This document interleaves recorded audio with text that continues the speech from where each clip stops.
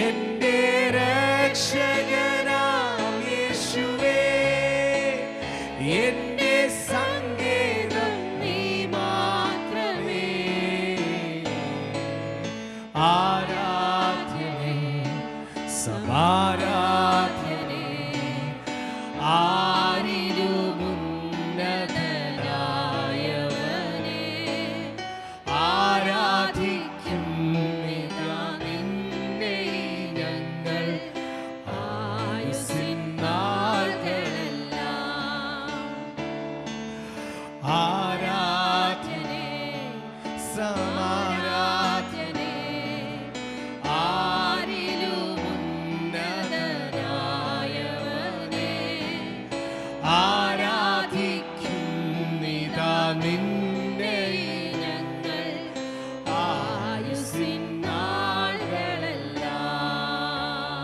നിന്റെ പ്രത്യക്ഷദീനമതിൽ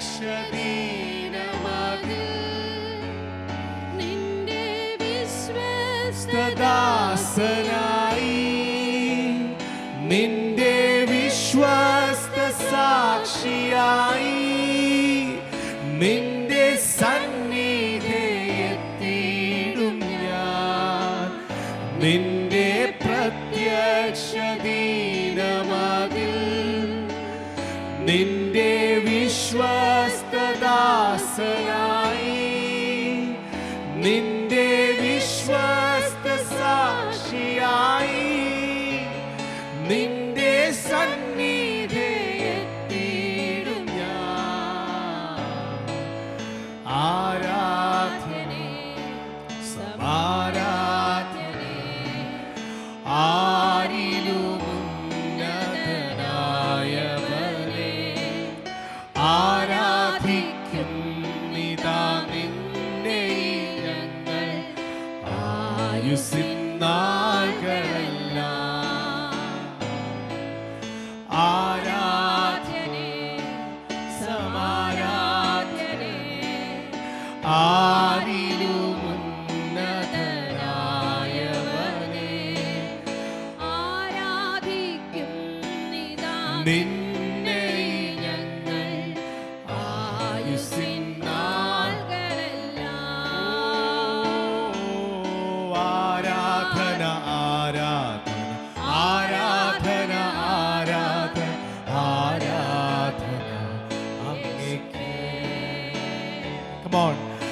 ആരാധന ആരാധന ആരാധന യേശുവേ, ആരാധന ആരാധന ആരാധന ആരാധന യേശുവേ. സ്വർഗപിതാവിനാരാധന, യേശുവിനാരാധന, പരിശുദ്ധാത്മാവിനാരാധന, ദൈവത്തിനാരാധന, സ്വർഗപിതാവിനാരാധന,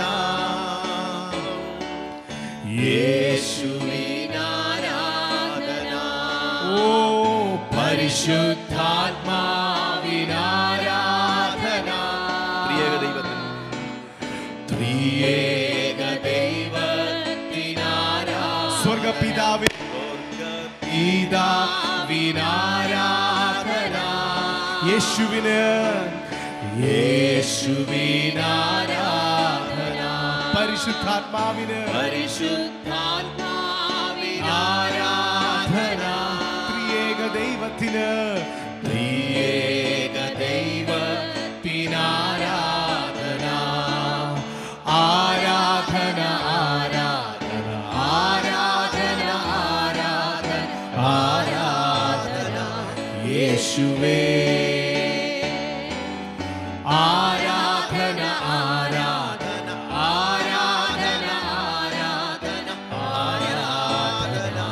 യേശുവേ എന്റെ വേദനയിൽ ആശ്വാസം നിന്റെ സാന്ത്വനമെന്നുമെന്നും എന്റെ രക്ഷകനാ യേശുവേ നിന്റെ സന്നിധിയിൽ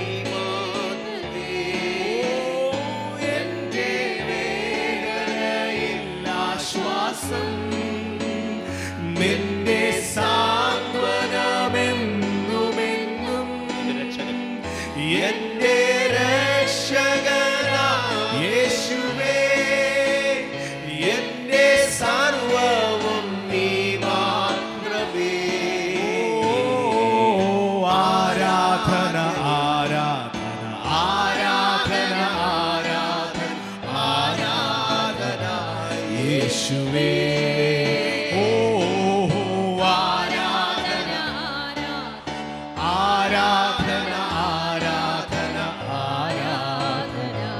യേശുവേ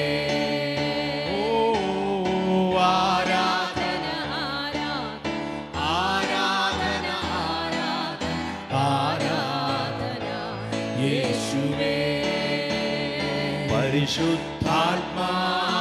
പരിശുദ്ധാത്മാവിനാരാധന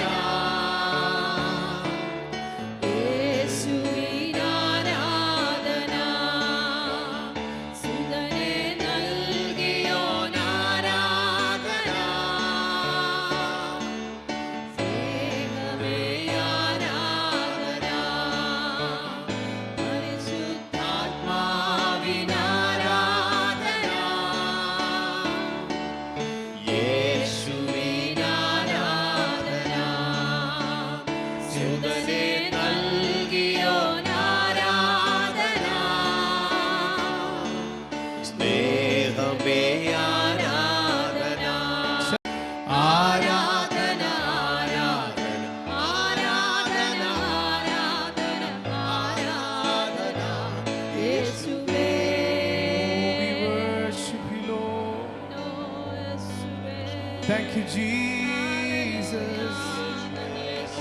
We love you, Yeshua.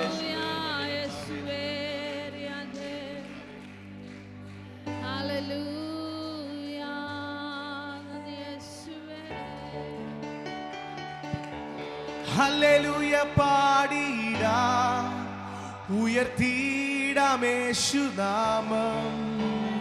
Hallelujah പാടിടാ ഉയർത്തിടാം യേശുനാമം. വല്ലഭനാം യേശുവേ കരങ്ങളെ തട്ടി സന്തോഷത്തോടെ സർവ വല്ലഭനാം യേശുവേ ആരാധിച്ചാം. കരങ്ങളെ ചേർത്തടിച്ച് ആരാധിക്കാം ആരാധിക്കാം പരിശുദ്ധരേ. യെസ് അർപ്പിക്കാം സ്തോത്രയാഗങ്ങൾ ആരാധിക്കാം പരിശുദ്ധരേ. ഹല്ലേലൂയ അർപ്പിക്കാം സ്തോത്രയാഗങ്ങൾ സർവസ്തുതികൾക്കും യോഗ്യനായ യേശുവേ ആരാധിക്കാം. സർവസ്തുതികൾക്കും യോഗ്യനായ യേശുവേ ആരാധിക്കാം. ഹല്ലേലൂയ ഹല്ലേലൂയ പാടിടാം ശക്തിയോടെ യേശുനാമം. ഹല്ലേലൂയ പാടിടാം ഉയർത്തിടാം യേശുനാമം. വല്ലഭനാം യേശുവേ ആരാധിച്ചാർത്തിടാം. സർവ വല്ലഭനാം യേശുവേ ആരാധിച്ചാർത്തി. ചെന്ന് പാടാം ആരാധിച്ചാർത്തിടുമ്പോൾ ആരാധിച്ചാർത്തിടുമ്പോൾ വാതിലുകൾ തുറക്കും. ആരാധിച്ചാർത്തിടുമ്പോൾ വാതിലുകൾ തുറക്കും. യെരിഹോ മതിൽ വീണിടും അത്ഭുതങ്ങൾ നടക്കും. യെരിഹോ മതിൽ വീണിടും അത്ഭുതങ്ങൾ. ചേർന്നു പാടാം ഹല്ലേലൂയ ശക്തിയോടെ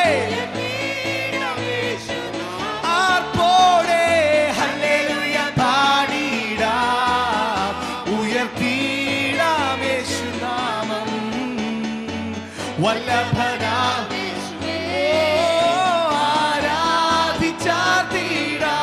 ആരാധിച്ചാർത്തിടാം. വല്ലഭനാമേശുവേ ആരാധിച്ചാർത്തിടാം. ഹല്ലേലൂയ ഹല്ലേലൂയ പാടി ചേർന്ന് പാടിക്കേ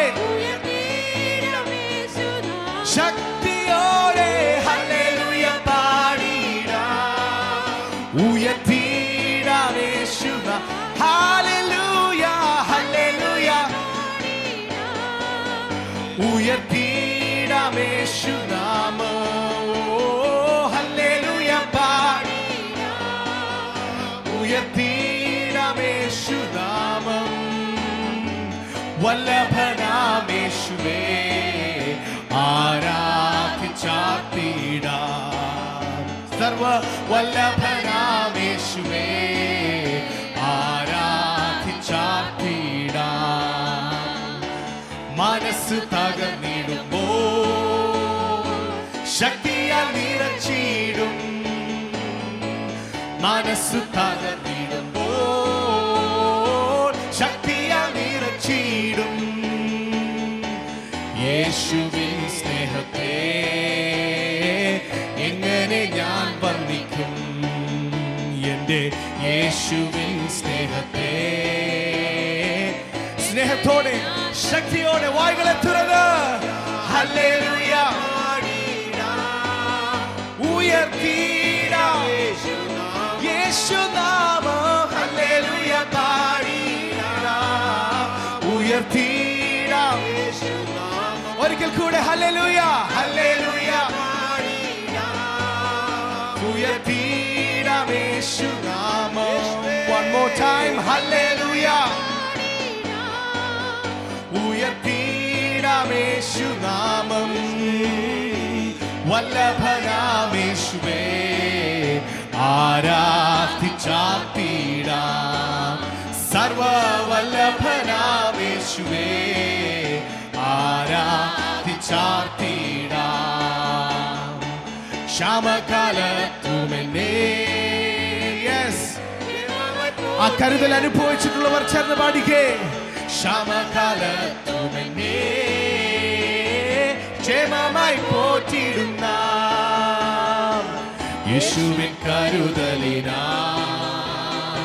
സ്തുതികൾ മുഴക്കിടാം. എന്റെ യേശുവിൻ കരുതലിനാ സ്തുതികൾ മുഴക്കി ചേർന്നു പാടാം. Come on. ശക്തിയോടെ ഹല്ലേലൂയ ഉയർത്തിടാം യേശുനാമം. വല്ലഭനാം യേശുവേ ആരാധിച്ചാർത്തിടാം. സർവ വല്ലഭനാം യേശുവേ ആരാധിച്ചാർത്തിടാം. സ്തുതിക്കാം ഹല്ലേലൂയ പാടി വാഴ്ത്തിടാം വല്ലഭന് പാടി. സ്തുതിക്കാം ഹല്ലേലൂയ പാടി വാഴ്ത്തിടാം വല്ലഭന് പാടി.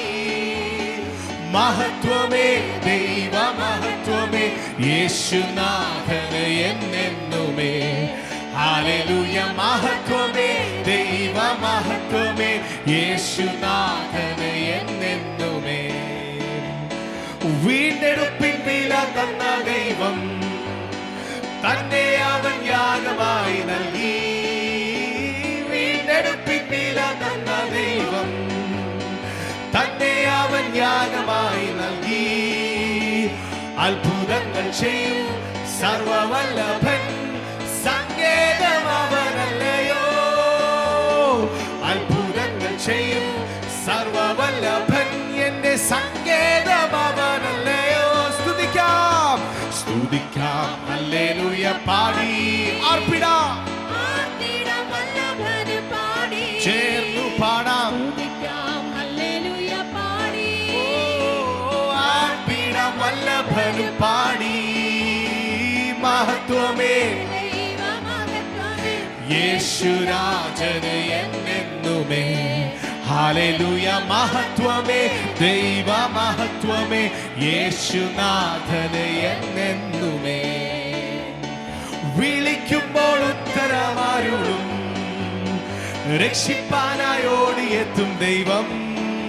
ഓ വിളിക്കുമ്പോൾ ഉത്തരമരുളും എന്നെ രക്ഷിപ്പാനായി ഓടിയെത്തും ദൈവം. സിംഹത്തിൻ മീതെ നടന്നിടുമേ ഞാൻ, സർപ്പങ്ങളെ ഭേദിച്ചിടുമേ. വെള്ളത്തിൻ മീതെ നടന്നിടുമേ ഞാൻ, സർപ്പങ്ങളെ ഭേദിച്ചിടുമേ. സ്തുതിക്കാം ഹല്ലേലൂയ പാടി, വാഴ്ത്തിടാം വല്ലഭനെ പാടി. സ്തുതിക്കാം ഹല്ലേലൂയ പാടി, യേശുവേ വാഴ്ത്തിടാം വല്ലഭനെ പാടി. മഹത്വമേ മഹത്വമേ ദൈവ മഹത്വമേ യേശുനാഥനെ എന്നെന്നുമേ. ഹല്ലേലൂയ മഹത്വമേ ദൈവ മഹത്വമേ യേശുനാഥനെ എന്നെന്നുമേ. ഹല്ലേലൂയ മഹത്വമേ ദൈവ മഹത്വമേ യേശുനാഥനെ എന്നെന്നുമേ. ഹല്ലേലൂയ മഹത്വമേ ദൈവ മഹത്വമേ യേശുരാജനെ എന്നെന്നുമേ. ഹല്ലേലൂയ മഹത്വമേ ദൈവ മഹത്വമേ യേശുനാഥനെ എന്നെന്നുമേ. ഹല്ലേലൂയ മഹത്വമേ ദൈവ മഹത്വമേ യേശുരാജനെ എന്നെന്നുമേ. ഹല്ലേലൂയ ഹല്ലേലൂയ. We love you, Jesus. വാഴ്ത്തുമേ എന്റെ പ്രിയനെ ജീവകാലമെല്ലാം ഈ മരുയാത്രയിൽ നന്ദിയോടെ ഞാൻ പാടിടുമേ. നന്ദിയോടെ ഞാൻ വാഴ്ത്തുമേ വാഴ്ത്തുമേ എന്റെ പ്രിയനെ ജീവകാലമെല്ലാം ഈ മരുയാത്രയിൽ നന്ദിയോടെ ഞാൻ പാടിടുമേ. യേശുവേ നന്ദിയോടെ ഞാൻ പാടിടുമേ. തിരുഹിതമിഹെ തികച്ചിടുവാൻ ഇതാ ഞാനിപ്പോൾ വന്നിടുന്നേ. തിരുഹിതമിഹെ തികച്ചിടുവാൻ ഇതാ ഞാനിപ്പോൾ വന്നിടുന്നേ. എന്റെ വേലയെ തികച്ചുകൊണ്ട് നിന്റെ മുൻപിൽ ഞാൻ നിന്നിടുവാൻ. എന്റെ വേലയെ തികച്ചുകൊണ്ട് നിന്റെ മുൻപിൽ ഞാൻ. വായുകളെ തുറന്ന് ശബ്ദമുയർത്തി വാഴ്ത്തുമേ എന്റെ പ്രിയനെ ജീവകാലമെല്ലാം ഈ മരുയാത്രയിൽ നന്ദിയോടെ ഞാൻ പാടിടുമേ. നന്ദിയോടെ ഞാൻ പാടിടുമേ. വാഴ്ത്തുമേ വാഴ്ത്തുമേ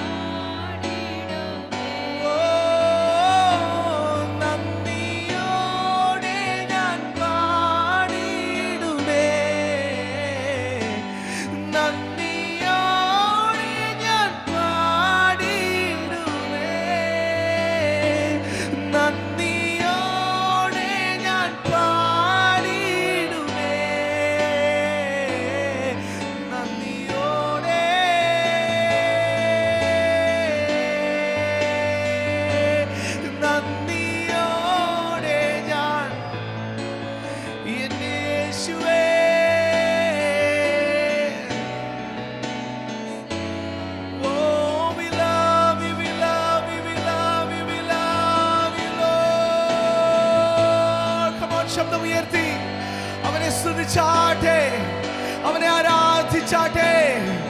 അവന്റെ സാന്നിധ്യം, നിന്നെ വഴി നടത്തുന്ന സാന്നിധ്യം, നിന്നെ പരിപാലിക്കുന്ന സാന്നിധ്യം, നിന്നെ കൈവിടാത്ത, നിന്നെ ഉപേക്ഷിക്കാത്ത, നിന്റെ കൂടെ ഇരിക്കുന്ന ദൈവ സാന്നിധ്യത്തിനായി നന്ദിയോടെ നന്ദിയോടെ ഞാൻ. കമോൺ, അധരങ്ങളെ തുറന്ന്, അധരങ്ങളെ തുറന്ന്. Yes yes yes. എന്റെ അധരം ശുഭവചനത്താൽ കവിയുന്നു. എന്റെ കൃതി രാജാവിനുള്ളത്. എന്റെ നാവ് സമർത്ഥനായ ലേഖകന്റെ എഴുത്തുകോൽ പോലെ.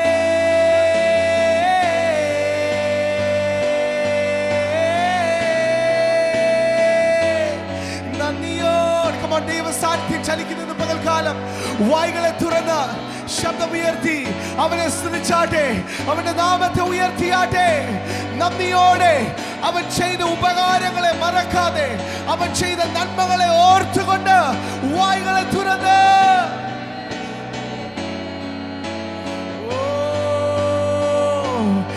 എന്റെ ഹൃദയത്തെ തൊടുവാൻ, മുറിവിൽ താലോടുവാൻ യേശുവെ പോലാരെയും ഞാൻ കണ്ടതില്ല. ഇത്രയേറെ ആനന്ദം എൻ ജീവിതത്തിലേക്കുമെന്ന് യേശുവെ ഞാൻ ഒരിക്കലും നിനച്ചതില്ല.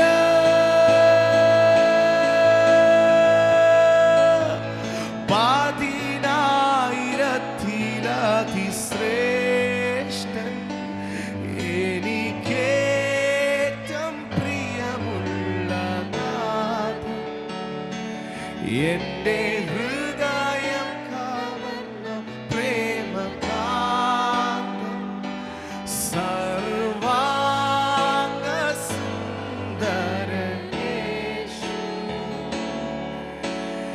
എനിക്കൊരു ഉത്തമ എന്റെ പ്രിയനോടു പാടുവാനുണ്ട്. എന്റെ യേശുവിനായി എഴുതിയ ഗീതം ഒരു പനിനീർപ്പൂ പോലെ മൃദുലം. ഒരിക്കൽ കൂടെ എനിക്കൊരു എനിക്കൊരു ഉത്തമ ഗീതം എന്റെ പ്രിയനോടു പാടുവാനുണ്ട്. എന്റെ യേശുവിനായി എഴുതിയ ഗീതം ഒരു പനിനീർപ്പൂ പോലെ മൃദുലം. എന്റെ ഹൃദയത്തിൽ, എന്റെ മുറിവിൽ താലോടുവാൻ യേശുവെ പോലാരെയും ഞാൻ കണ്ടതില്ല. ഇത്രയേറെ ആനന്ദം എൻ ജീവിതത്തിലേക്കുമെന്ന് യേശുവെ ഞാൻ ഒരിക്കലും നിനച്ചതില്ല. എന്റെ ഹൃദയത്തെ തൊടുവാൻ, മുറിവിൽ താലോടുവാൻ യേശുവെ പോലാരെയും ഞാൻ കണ്ടതില്ല.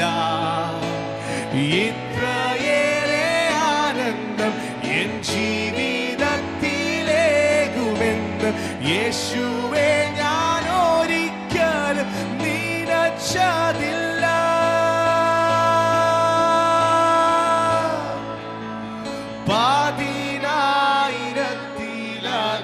പതിനായിരത്തിലതിശ്രേഷ്ഠൻ എനിക്കേറ്റം പ്രിയമുള്ള നാഥൻ, എന്റെ ഹൃദയം കവർന്ന പ്രേമകാന്തൻ, സർവാംഗ സുന്ദരൻ യേശു. പതിനായിരത്തിലതിശ്രേഷ്ഠൻ എനിക്കേറ്റം പ്രിയമുള്ള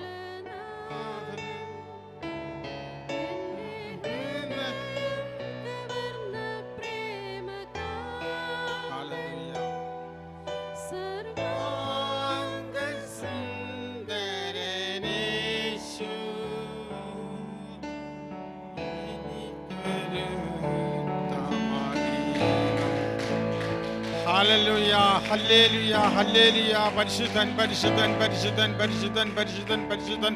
കർത്താവേ, സ്വർഗം തന്റെ സിംഹാസനവും ഭൂമി തന്റെ പാദപീഠമായി അധിവസിക്കുന്ന ഞങ്ങളുടെ കർത്താവേ, ഈ വിശുദ്ധ ദിവസത്തിനായിട്ട് ഞങ്ങൾ സ്തോത്രം ചെയ്യുന്ന കർത്താവേ, വീണ്ടും ഞങ്ങൾക്ക് കർത്താവ് ഉപവാസത്തോടെ കർത്താവ് കടന്നു വരുവാൻ ദൈവമേ ഒരു വെള്ളിയാഴ്ച ദിവസം കൂടെ തന്നതിനാൾ സ്തുതിക്കുന്ന സ്തോത്രം കർത്താവേ.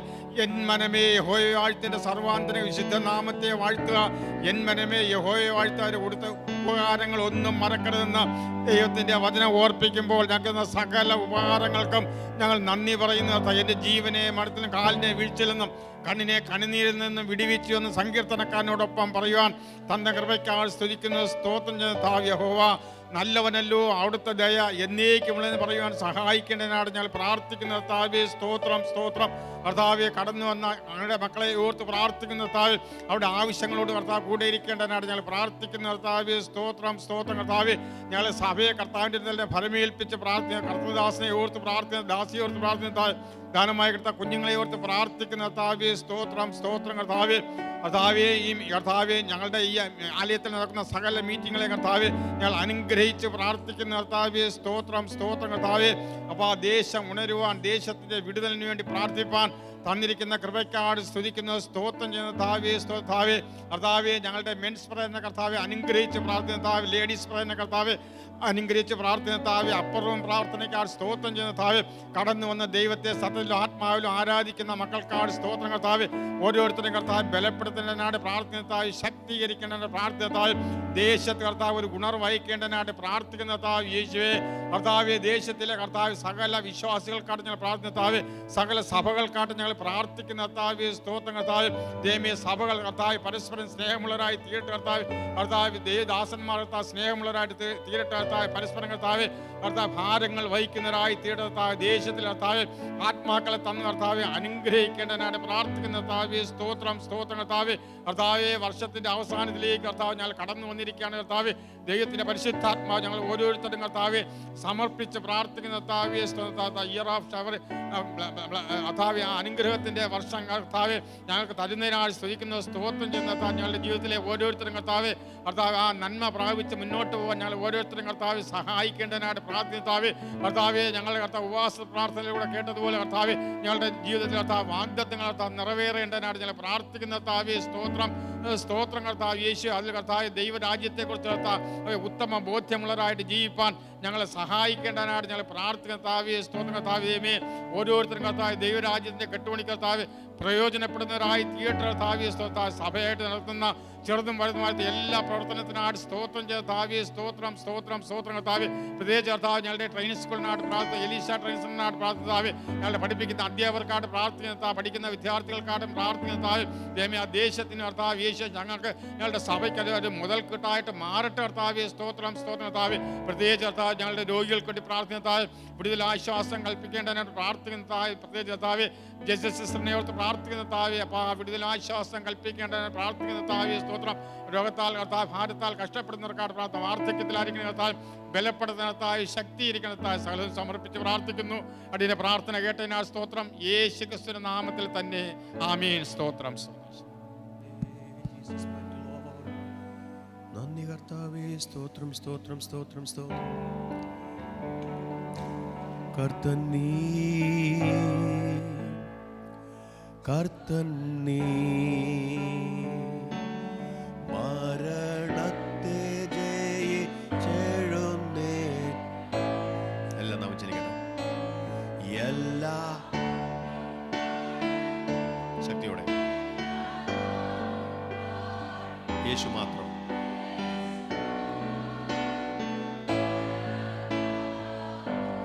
എല്ലാം മുട്ടുമടങ്ങും, എല്ലാം എല്ലാ നാവും യേശു മാത്രം.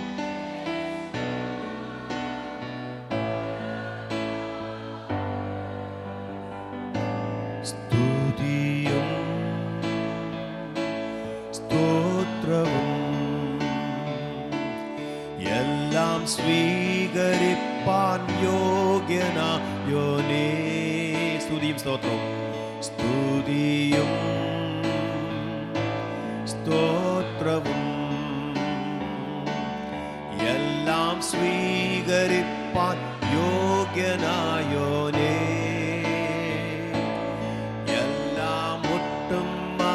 എല്ലാ നാമവും എല്ലാ നാവും പാടിടും മാത്രം കർത്താവ്. എല്ലാ മുട്ടുമടങ്ങും എല്ലാം യേശുവേ നാവ് പാടിടും.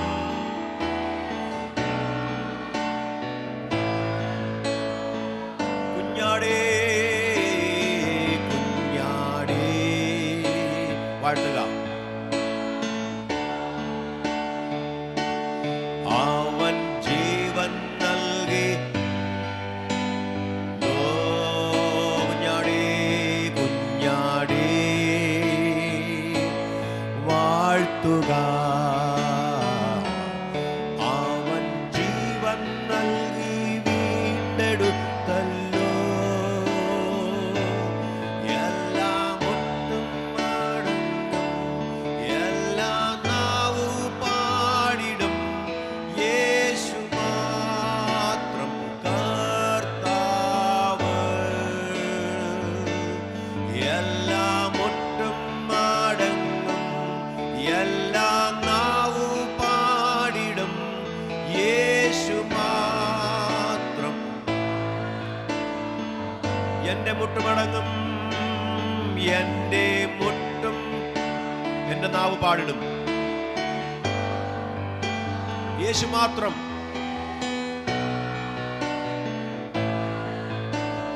യേശുവേ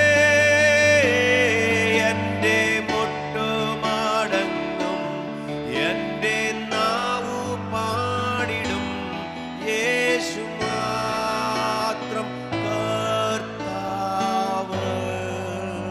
നമ്മുടെ ജീവിതത്തിന്റെ എല്ലാ മണ്ഡലങ്ങളിലും നമ്മുടെ കർത്താവ് യേശു മാത്രമായിരിക്കണം. പഴയ നിയമത്തിൽ ഇങ്ങനൊരു വാക്യമുണ്ട്, നിങ്ങൾക്ക് പല കർത്താക്കന്മാരുണ്ടായിരുന്നു. നമ്മുടെ ജീവിതത്തിൽ നമുക്ക് പല കർത്താക്കന്മാർ, പല ലോർഡ്സ് ഉണ്ടായിരുന്നു. We were controlled by many lords. നമ്മൾ പല കർത്താക്കന്മാരാൽ നിയന്ത്രിക്കപ്പെട്ടവരായിരുന്നു. മദ്യം, മദിരാശി, ദൈവികമല്ലാത്ത കാര്യങ്ങൾ, നമ്മൾ എന്തെല്ലാം കൺട്രോൾ ചെയ്തോ അതെല്ലാം നമ്മുടെ കർത്താക്കന്മാരായിരുന്നു. അതെല്ലാം നമ്മുടെ ലോർഡ്സ് ആയിരുന്നു. പക്ഷെ എന്ന് നമ്മൾ യേശുവിനെ കർത്താവും രക്ഷകനുമായി സ്വീകരിച്ചോ, പിന്നെ നമ്മുടെ ലൈഫിൽ വേറെ ഒരു കർത്താവ് ഉണ്ടാകാൻ പാടില്ല. ഒരു കർത്താവ് ഉണ്ടാകരുത്. നമ്മുടെ മരണം വരെ ഒരൊറ്റ കർത്താവേ ഉള്ളൂ. നമ്മുടെ ഭർത്താവ് നമ്മുടെ കർത്താവല്ല, ഭാര്യ കർത്താവല്ല, മക്കൾ കർത്താക്കന്മാരല്ല, മാതാപിതാക്കൾ കർത്താവല്ല, മറ്റാരും നമ്മുടെ കർത്താക്കന്മാരല്ല. We have only one lord, one saviour, one Jesus. യേശു മാത്രം, യേശു മാത്രം. ഇന്ന് പകൽക്കാലം നമ്മുടെ ഹൃദയങ്ങൾ തുറക്കാം. എല്ലാവരും പ്രാർത്ഥിക്കണം. ദൈവം ഒരു താഴ്ന്ന ഹൃദയത്തോടെ ദൈവത്തിൻ്റെ പേര് സൗമ്യതയോട് കൈക്കൊള്ളുക. അങ്ങനെ വചനത്തിൽ പറയുന്നത്. Receive the word with a humble spirit. Receive the word with humility. Receive the word with meekness and humility. താഴ്മയോടും സൗമ്യതയോടും കൂടെ കർത്താവിനെ അതിനെ ഏറ്റെടുക്കാൻ. എന്നോട് എന്തു പറഞ്ഞാലും കർത്താവ് ഞാനത് ഏറ്റെടുക്കാം. അങ്ങനെ അസാധ്യമായ കാര്യങ്ങൾ, അസാധ്യമെന്ന് തോന്നുന്ന കാര്യങ്ങൾ ദൈവം മനുഷ്യരോട് പറഞ്ഞിട്ടുണ്ട്.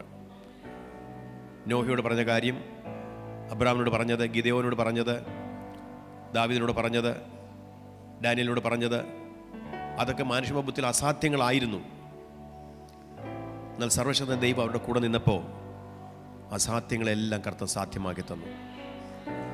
ഇന്നുപോലെ നമ്മുടെ മുമ്പിൽ അസാധ്യമായി നിൽക്കുന്ന പർവ്വത സമാനമായ പ്രശ്നങ്ങൾ,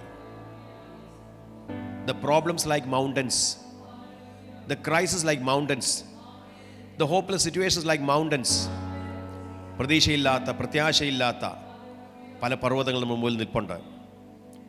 എന്നാൽ സെരുബാബേലിന് കർത്താവ് പറയുന്നു,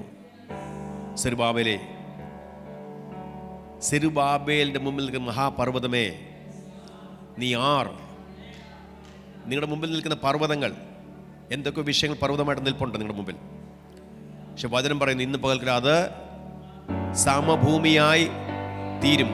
അതിനെ ഞാൻ കൃപ കൃപ കൃപ കൃപ കൃപ കൃപ എന്ന് ആർപ്പോടുകൂടി ആണിക്കല്ല് കയറ്റും. പിതാവേ, ഇന്ന് പകൽക്കാലം പിന്നെ ഞങ്ങൾ അങ്ങേ സ്തുതിക്കുന്നു. കർത്താവ്, ഇന്ന് പകൽക്കാലം ദൈവം പറയാൻ ഞങ്ങളുടെ ദാസിയെ ഏൽപ്പിക്കുന്നു. ക്രൂശിൻ്റെ മറവിൽ മറഞ്ഞു നിന്നുകൊണ്ട് അതിശക്തമായി വചനം ഘോഷിപ്പാൻ കർത്താവെ, ആലയത്തിനകത്തും ഓൺലൈനിലും കേൾക്കുന്ന കാണുന്ന എല്ലാവരുടെ ഹൃദയത്തെ തുളച്ചുകർ ദൈവത്തിൻ്റെ വചനം തൻ്റെ നാവിലൂടെ പുറത്തു വരുവാൻ പരിശുദ്ധമായ അഭിഷേകത്തോടെ, വചനത്തിൻ്റെ അധികാരത്തോടെ, ശക്തിയോടെ ആ വചനം ഘോഷിപ്പാൻ കർത്താവെ ഞങ്ങളുടെ ദാസിയെ ബലപ്പെടുത്തണമെന്ന് പ്രാർത്ഥിക്കുന്നു. അത് ഞങ്ങൾക്ക് ഏവർക്കും വലിയ അനുഗ്രഹത്തിനും നന്മയ്ക്കും ആത്മീയ വർധനവിനും കാരണമാക്കി തീർക്കണം. അങ്ങയുടെ നാമത്തെ മഹത്വപ്പെടുത്തണം, യേശുവിൻ നാമത്തിൽ തന്നെ, ആമേൻ. ഇന്ന് പകൽക്കാലം നമുക്കറിയാം ആണുങ്ങളിവിടെ കുറവാണ്, കൂടുതലും സൗകര്യമാരാണ്. ഈ അസംബ്ലീസ് ഒക്കെ ഉള്ള WMC എന്ന് പറഞ്ഞൊരു programme, WMC women's mission programme. ആമേൻ. പലപ്പോഴും നമ്മുടെ ഫാസ്റ്റ് ബിയറൊക്കെ WMC ആണ്. ഹല്ലേലൂയ, ആമേൻ. ആണുങ്ങൾ പലപ്പോഴും കുറവാണ്, എങ്കിലും ഉണ്ട്. അതിൻ്റെ കുറവ് തീർക്കാൻ വേണ്ടി ചില ദൈവദാസന്മാരെ കർത്താവ് അയച്ചിട്ടുണ്ട്. ഗബ്രിയേൽ ദൂതനെ പോലെയും മിഖായേൽ ദൂതനെ പോലെയും ഒക്കെ. ഹല്ലേലൂയ, ആമേൻ. ഇതുപോലെ അതുകൊണ്ട് തന്നെ നിങ്ങളോട് സംസാരിക്കാൻ പോകുന്നതും ഒരു ദൈവദാസിയാണ്. നിങ്ങൾക്കൊക്കെ വളരെ ഇഷ്ടപ്പെട്ട, ഒരു പക്ഷേ എന്നേക്കാളും ഇഷ്ടപ്പെട്ട നിങ്ങളുടെ വിൽസി ആൻറ്റി. കരങ്ങളടിച്ച് നമുക്ക് ദൈവദാസിയെ സ്വാഗതം ചെയ്യാം. ഹല്ലേലൂയ.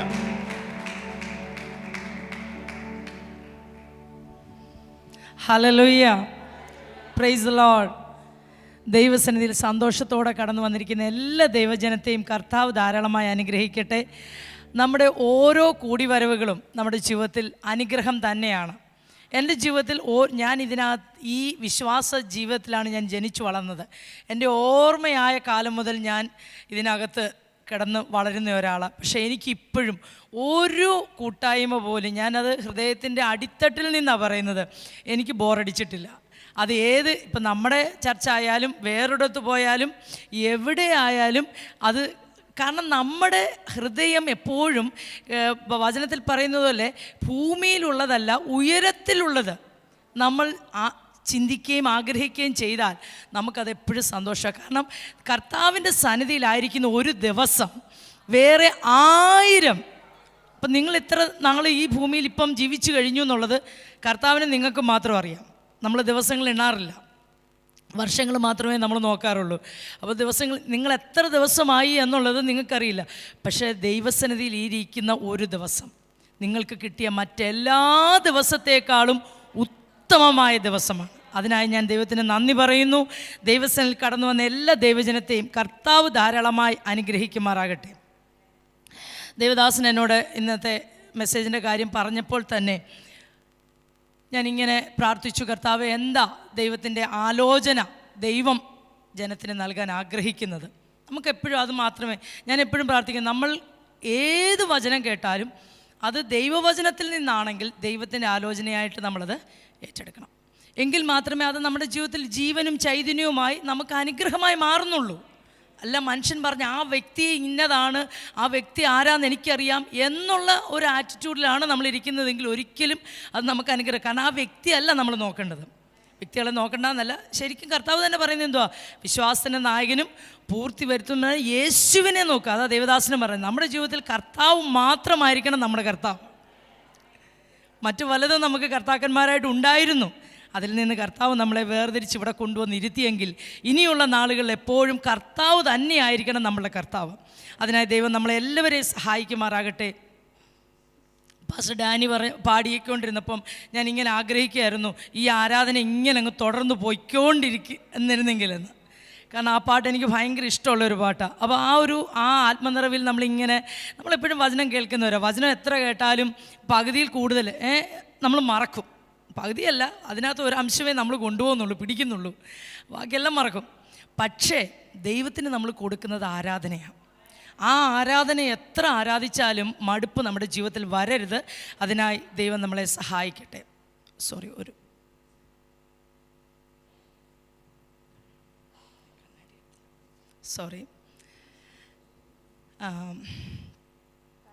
എൻ്റെ ഹൃദയത്തിലേക്ക് ദൈവം തന്ന ഒരു വചനം ഞാൻ നിങ്ങളുമായിട്ട് ദൈവനാമത്തിൽ ഷെയർ ചെയ്യാൻ ആഗ്രഹിക്കുന്നു. കഴിഞ്ഞ ദിവസം ലേഡീസ് മീറ്റിങ്ങിൽ ഇങ്ങനെ സംസാരിച്ചുകൊണ്ടിരുന്ന സമയത്താണ് പെട്ടെന്ന് ഈ ഒരു ചിന്ത എൻ്റെ ഉള്ളിലേക്ക് വന്നത്. ഞാൻ എപ്പോഴും ട്രെയിനിങ് സെൻറ്ററിൽ ഈ വചനം പഠിപ്പിക്കാറുണ്ട്. മറ്റൊന്നുമല്ല, ദൈവത്തിൻ്റെ വചനം കേൾക്കുക മാത്രം ചെയ്തുകൊണ്ട് നമ്മളെ തന്നെ ചതിക്കുന്നവരായി തീരാതെ അത് ചെയ്യുന്നവരായിരിപ്പീൻ എന്ന് പറയുമ്പം ഞാൻ എടുക്കുന്ന ഒരു എക്സാമ്പിള് എൻ്റെ കർത്താവിൻ്റെ എക്സാമ്പിളാണ്. കാരണം കർത്താവ് നമ്മുടെ ജീവിതത്തിൽ ഉപദേശിക്കുക മാത്രമല്ല, ജീവിച്ച് മാതൃക കാണിച്ച് തന്നേച്ച് പോയിരിക്കുന്നു. അല്ലേ? നമ്മുടെ ജീവിതത്തിൽ ദൈവം നമ്മുടെ മാതൃക സംസാരിക്കുകയല്ല, ദൈവം നമ്മളോട് കൽപ്പിച്ചതെല്ലാം, ദൈവം പറഞ്ഞിരിക്കുന്നതെല്ലാം അത് അതുപോലെ തന്നെ ജീവിച്ച് കാണിച്ചിരിക്കുന്നു. അതാണ് ഞാൻ ഇന്ന് നിങ്ങളുമായി ചിന്തിക്കുവാൻ ആഗ്രഹിക്കുന്നത്. യേശുവിൻ്റെ മാതൃക നാം പിന്തുടരുക.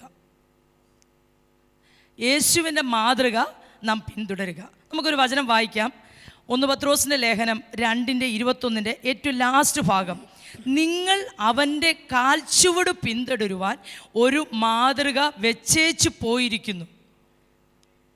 നമ്മുടെ ജീവിതത്തിൽ കർത്താവ് ഒരു മാതൃക എല്ലാറ്റിലും നമുക്ക് ശരിക്കും ഈ മനുഷ്യരെ നോക്കരുതെന്നൊക്കെ ദേവദാസന്മാർ വെറുതെ പറയുന്നതല്ല.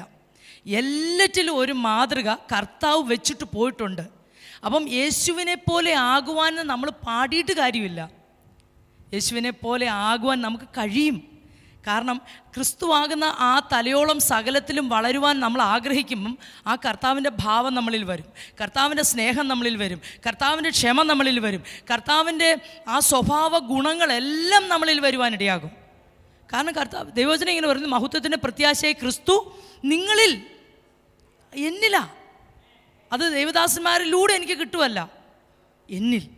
അപ്പോൾ ഈ മഹത്വത്തിൻ്റെ ക്രിസ്തു എന്നിൽ വസിക്കുന്നെങ്കിൽ, ഇപ്പം ഞാൻ നിങ്ങളോട് പറയാം, നമ്മുടെ ഒരു കൂട്ടുകെട്ട് ഒരു നല്ല സ്വഭാവ വൈശിഷ്ട്യമുള്ള ഒരു വ്യക്തിയുമായിട്ടാണെങ്കിൽ ഒരിക്കലും നമ്മൾ തെറ്റിപ്പോകത്തില്ല. ആ സ്വഭാവ ഗുണങ്ങൾ, നമ്മളൊരു ചെറിയ കാര്യം തെറ്റുമ്പം അവർ പറയും, മോനെ അങ്ങനെ പറയല്ലേ, അത് വേണ്ട, അല്ലേ അങ്ങനെ ചെയ്യല്ലേ, അവർ നമ്മളെ തിരുത്തും. അപ്പം കർത്താവിനെ പോലെ ഈ സ്വഭാവ വൈശിഷ്ട്യമുള്ള ഒരു വ്യക്തി ഭൂമിയിലില്ല. കർത്താവ് ജീവിച്ച് മാതൃക നമ്മുടെ മുമ്പിൽ വെച്ചേച്ച് പോയിരിക്കുന്നു. പോകുക മാത്രമല്ല, പരിശുദ്ധാത്മാവിനെ നമ്മുടെ കൂടെ സഹായകനായി തന്നിരിക്കുന്നു. അതുമാത്രമല്ല, കർത്താവ് നമ്മളിൽ വസിക്കുന്നു. അപ്പോൾ ഏതൊരു ചെറിയ കാര്യത്തെ പോലും അത് മനസ്സിലാക്കി അതിനെ ഓവർകം ചെയ്യുവാൻ നമുക്ക് കഴിയും. കാരണം കർത്താവ് നമ്മളോട് പറയും, നീ പറഞ്ഞത് തെറ്റായിപ്പോയി, ഇപ്പം ഇത് പറയേണ്ടിയിരുന്നില്ല. എനിക്കത് ഒത്തിരി അനുഭവങ്ങളുണ്ട്, ഒത്തിരി അനുഭവങ്ങളുണ്ട്. എന്തെങ്കിലും തെറ്റ് വരുമ്പോഴത്തേക്ക് ഇത് തെറ്റിപ്പോയി, ഇങ്ങനെ പറയണ്ടായിരുന്നു, അത് അവർക്ക് വേദനയായി. ഞാൻ എപ്പോഴും പറയാറുണ്ട്, നമ്മൾ മറ്റുള്ളവരോട് പറയുന്ന വാക്കുകൾ വേദനിപ്പിക്കുന്നത് നമ്മളറിയുന്നില്ല. പക്ഷെ മറ്റൊരാൾ നമ്മളോട് ഒരു കൊച്ചു കാര്യം പറഞ്ഞേ, തമാശ പറഞ്ഞാൽ മതി, നമ്മളെ അത് വേദനിപ്പിക്കും. അപ്പം നമ്മൾ ചെയ്യുന്ന കാര്യങ്ങൾ പലപ്പോഴും നമുക്ക് മനസ്സിലാവുന്നില്ല. പക്ഷെ കർത്താവിനോട് കൂടെ നടക്കുമ്പോൾ, കർത്താവ് നമ്മുടെ ഉള്ളിലുള്ളപ്പം, കർത്താവിൻ്റെ സ്വഭാവങ്ങൾ നമ്മളിൽ നിന്ന് പുറത്തു വരാൻ തുടങ്ങുമ്പം ഒരു ചെറിയ കാര്യം പോലും നമുക്ക് മനസ്സിലാക്കുവാൻ കഴിയും. അതാണ് ഈ വചനത്തിൻ്റെയും ഈ കർത്താവിൻ്റെയും പ്രത്യേകത.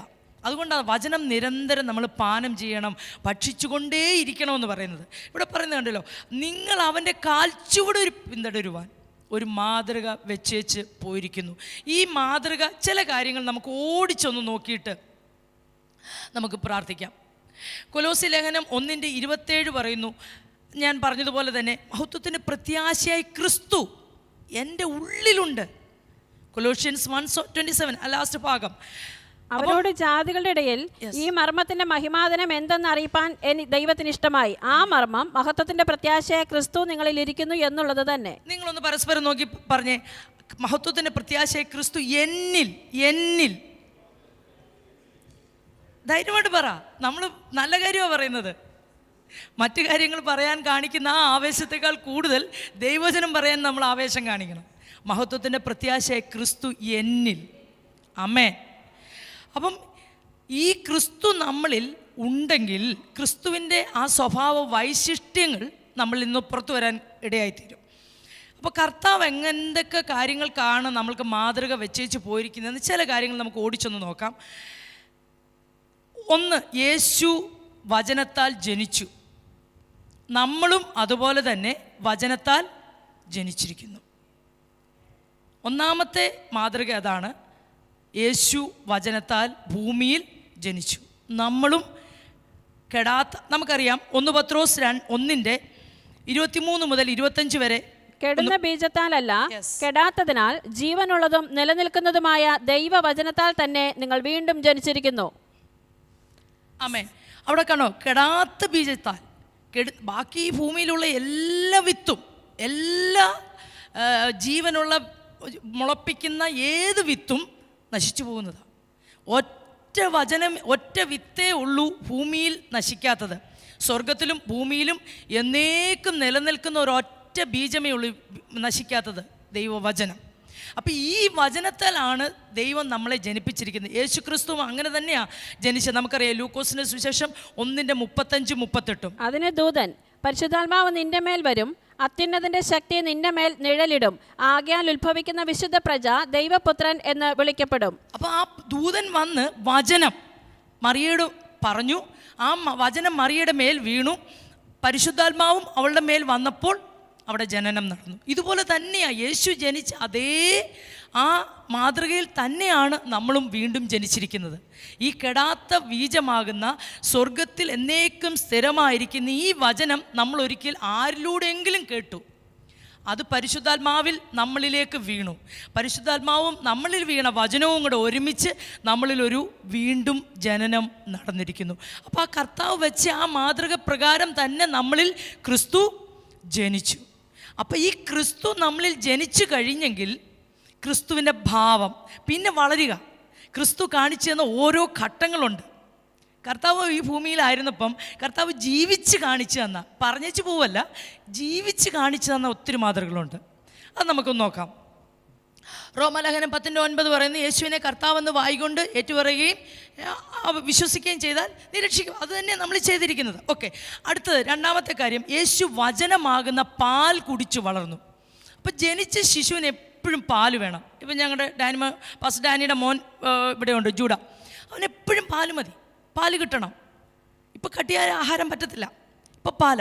അപ്പം കർത്താവ് ഭൂമിയിൽ സ്വർഗത്തിൽ സ്ഥിരമായിരിക്കുന്ന വചനത്താൽ ജനിച്ചതുപോലെ നമ്മളും ജനിച്ചു. അപ്പോൾ അടുത്തത്, യേശു വചനമാകുന്ന പാൽ കുടിച്ചു വളർന്നു. ലൂക്കോസ് 2:40, പൈതൽ വളർന്നു, ജ്ഞാനം നിറഞ്ഞു, ആത്മാവിൽ ബലപ്പെട്ടു പോന്നു, ദൈവകൃപയും അവന്മേലുണ്ടായിരുന്നു. ലൂക്കോസ് 4:16 ഇങ്ങനെ പറയുന്നു, അവൻ വളർന്ന നസ്രത്തിൽ വന്നു, ശബ്ബത്തിൽ തൻ്റെ പതിവ് പോലെ പള്ളിയിൽ ചെന്ന് വായിപ്പാൻ എഴുന്നേറ്റ് നിന്നു. യേശുവിന് വചനത്തിൻ്റെ ആവശ്യമൊന്നുമില്ല. യേശു വചനമാണ്. നമുക്കറിയാം യോഹന്നാൻ 1:1, ആദിയിൽ വചനമുണ്ടായിരുന്നു, വചനം ദൈവത്തോടു കൂടിയായിരുന്നു, വചനം ദൈവമായിരുന്നു. അതിൻ്റെ 14-ാം വാക്യം, വചനം ജഡമായി തീർന്നു, കൃപയും സത്യവും നിറഞ്ഞവനായി നമ്മുടെ ഇടയിൽ പാർത്തു. അപ്പൊ ഈ വചനമാണ് ജഡം എടുത്ത് നമ്മുടെ ഇടയിൽ വന്ന് പാർത്തത്. അപ്പൊ കർത്താവിന് ഈ വചനം വായിക്കേണ്ട ആവശ്യമൊന്നുമില്ല, കർത്താവ് തന്നെ വചനമാ. പക്ഷേ നമുക്കൊരു മാതൃക വെച്ചു പോയിരിക്കുന്നു. 1 പത്രോസ് 2:2 പറയുന്നത് എന്തുവാ? ഇപ്പോൾ ജനിച്ച ശിശുക്കളെ പോലെ രക്ഷയ്ക്കായി വളരുവാൻ വചനം എന്ന മായമില്ലാത്ത പാൽ കുടിപ്പാൻ വാഞ്ചിപ്പിൻ. അപ്പൊ ഈ ജനിച്ച ശിശുവിന് പാൽ എപ്പോഴും ആവശ്യമാണ്. ഈ രക്ഷിക്കപ്പെട്ട സമയത്ത് നമ്മളൊന്ന് ഓർത്ത് നോക്കി, കൂട്ടായ്മയ്ക്ക് പോകാൻ എന്തൊരു ആവേശമായിരുന്നു, കൂട്ടായ്മയ്ക്ക് പോകാൻ എന്തോ ഒരു സന്തോഷമായിരുന്നു അല്ലേ? അതാ പാൽ കിട്ടാൻ വേണ്ടിയിട്ടുള്ള ഒരു വാഞ്ചയാണ്. അങ്ങനെ പോകാത്തവർ സത്യത്തിൽ അധികം നാൾ നിലനിൽക്കുന്നത് കാണാറില്ല. ഒരത്ഭുതമോ അടയാളമോ ഒക്കെ കണ്ടു വന്നേച്ച് അവരുടെ ജീവിതത്തിൽ അതിനേക്കാൾ ഒരു വലിയ കഷ്ടത വരുമ്പം, ഒരു രോഗം വരുമ്പം, പ്രതികൂലം വരുമ്പം അവരതുപോലെ പോകും.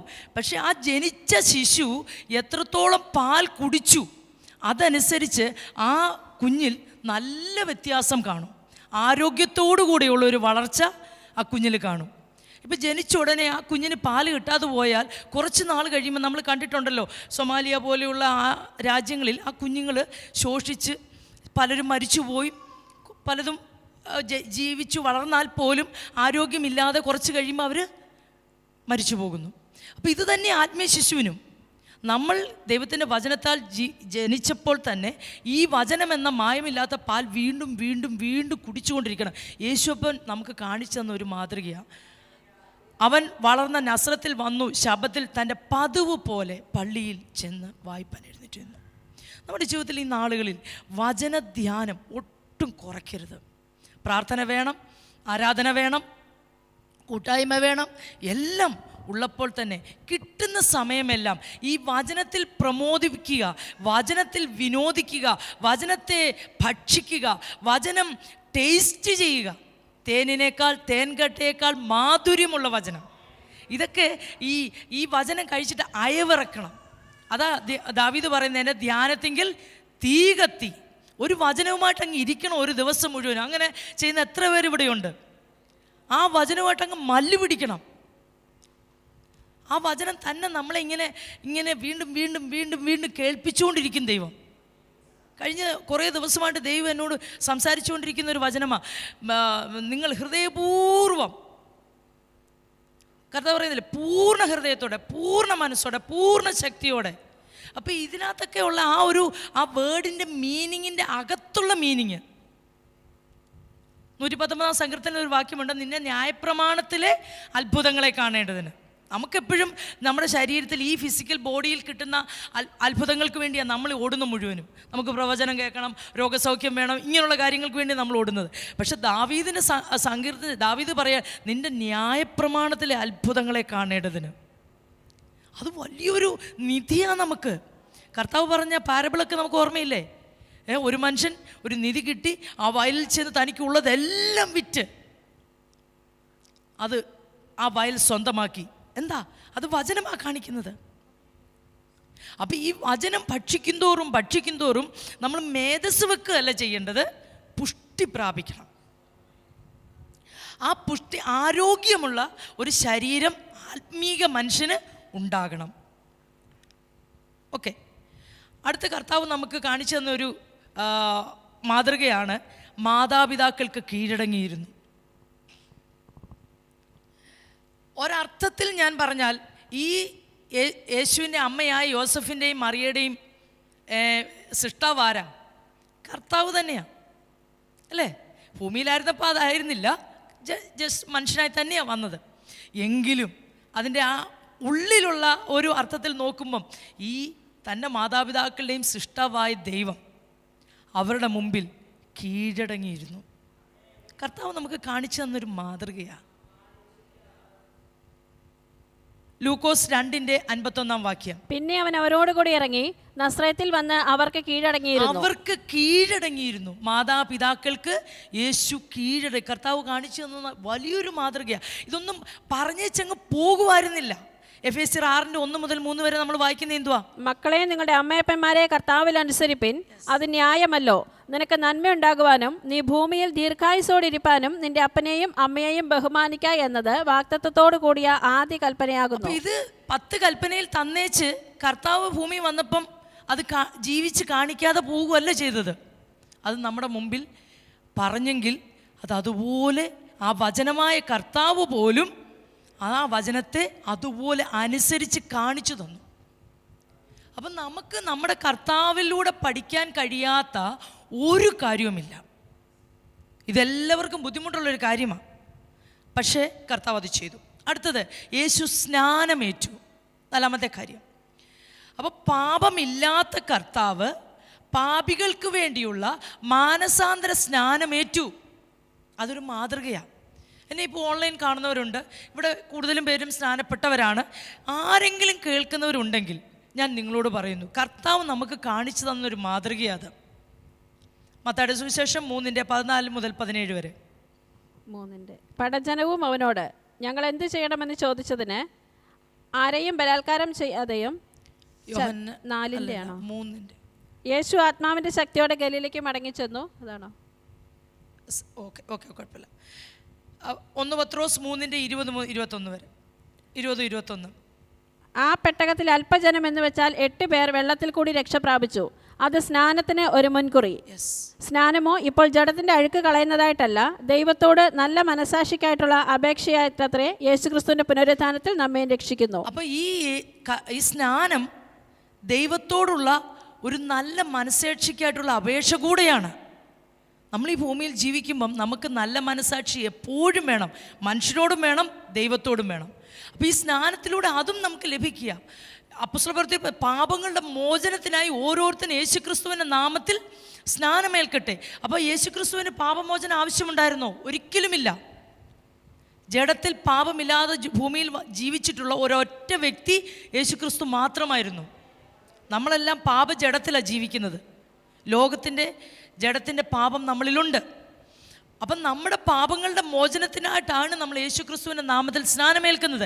അപ്പം ഈ സ്നാനം പോലും കർത്താവ് നമുക്ക് മാതൃക കാണിച്ചു തന്നു. അപ്പം നമ്മളത് സ്നാനപ്പെടാതെ ആരെങ്കിലും ഉണ്ടെങ്കിൽ നിങ്ങൾ എത്രയും പെട്ടെന്ന് സ്നാനപ്പെടണം, വിശ്വസിച്ച് സ്നാനമേൽക്കണം. കാരണം മാർക്കോസ് 13:14 പറയുന്നത് എന്തുവാ? വിശ്വസിക്കുകയും സ്നാനമേൽക്കുകയും ചെയ്യുന്നവൻ 16 വിശ്വസിക്കുകയും സ്നാനമേൽക്കുകയും ചെയ്യുന്നവൻ രക്ഷിക്കപ്പെടും, വിശ്വസിക്കാത്തവൻ ശിക്ഷാവിധിയിൽ അകപ്പെടും.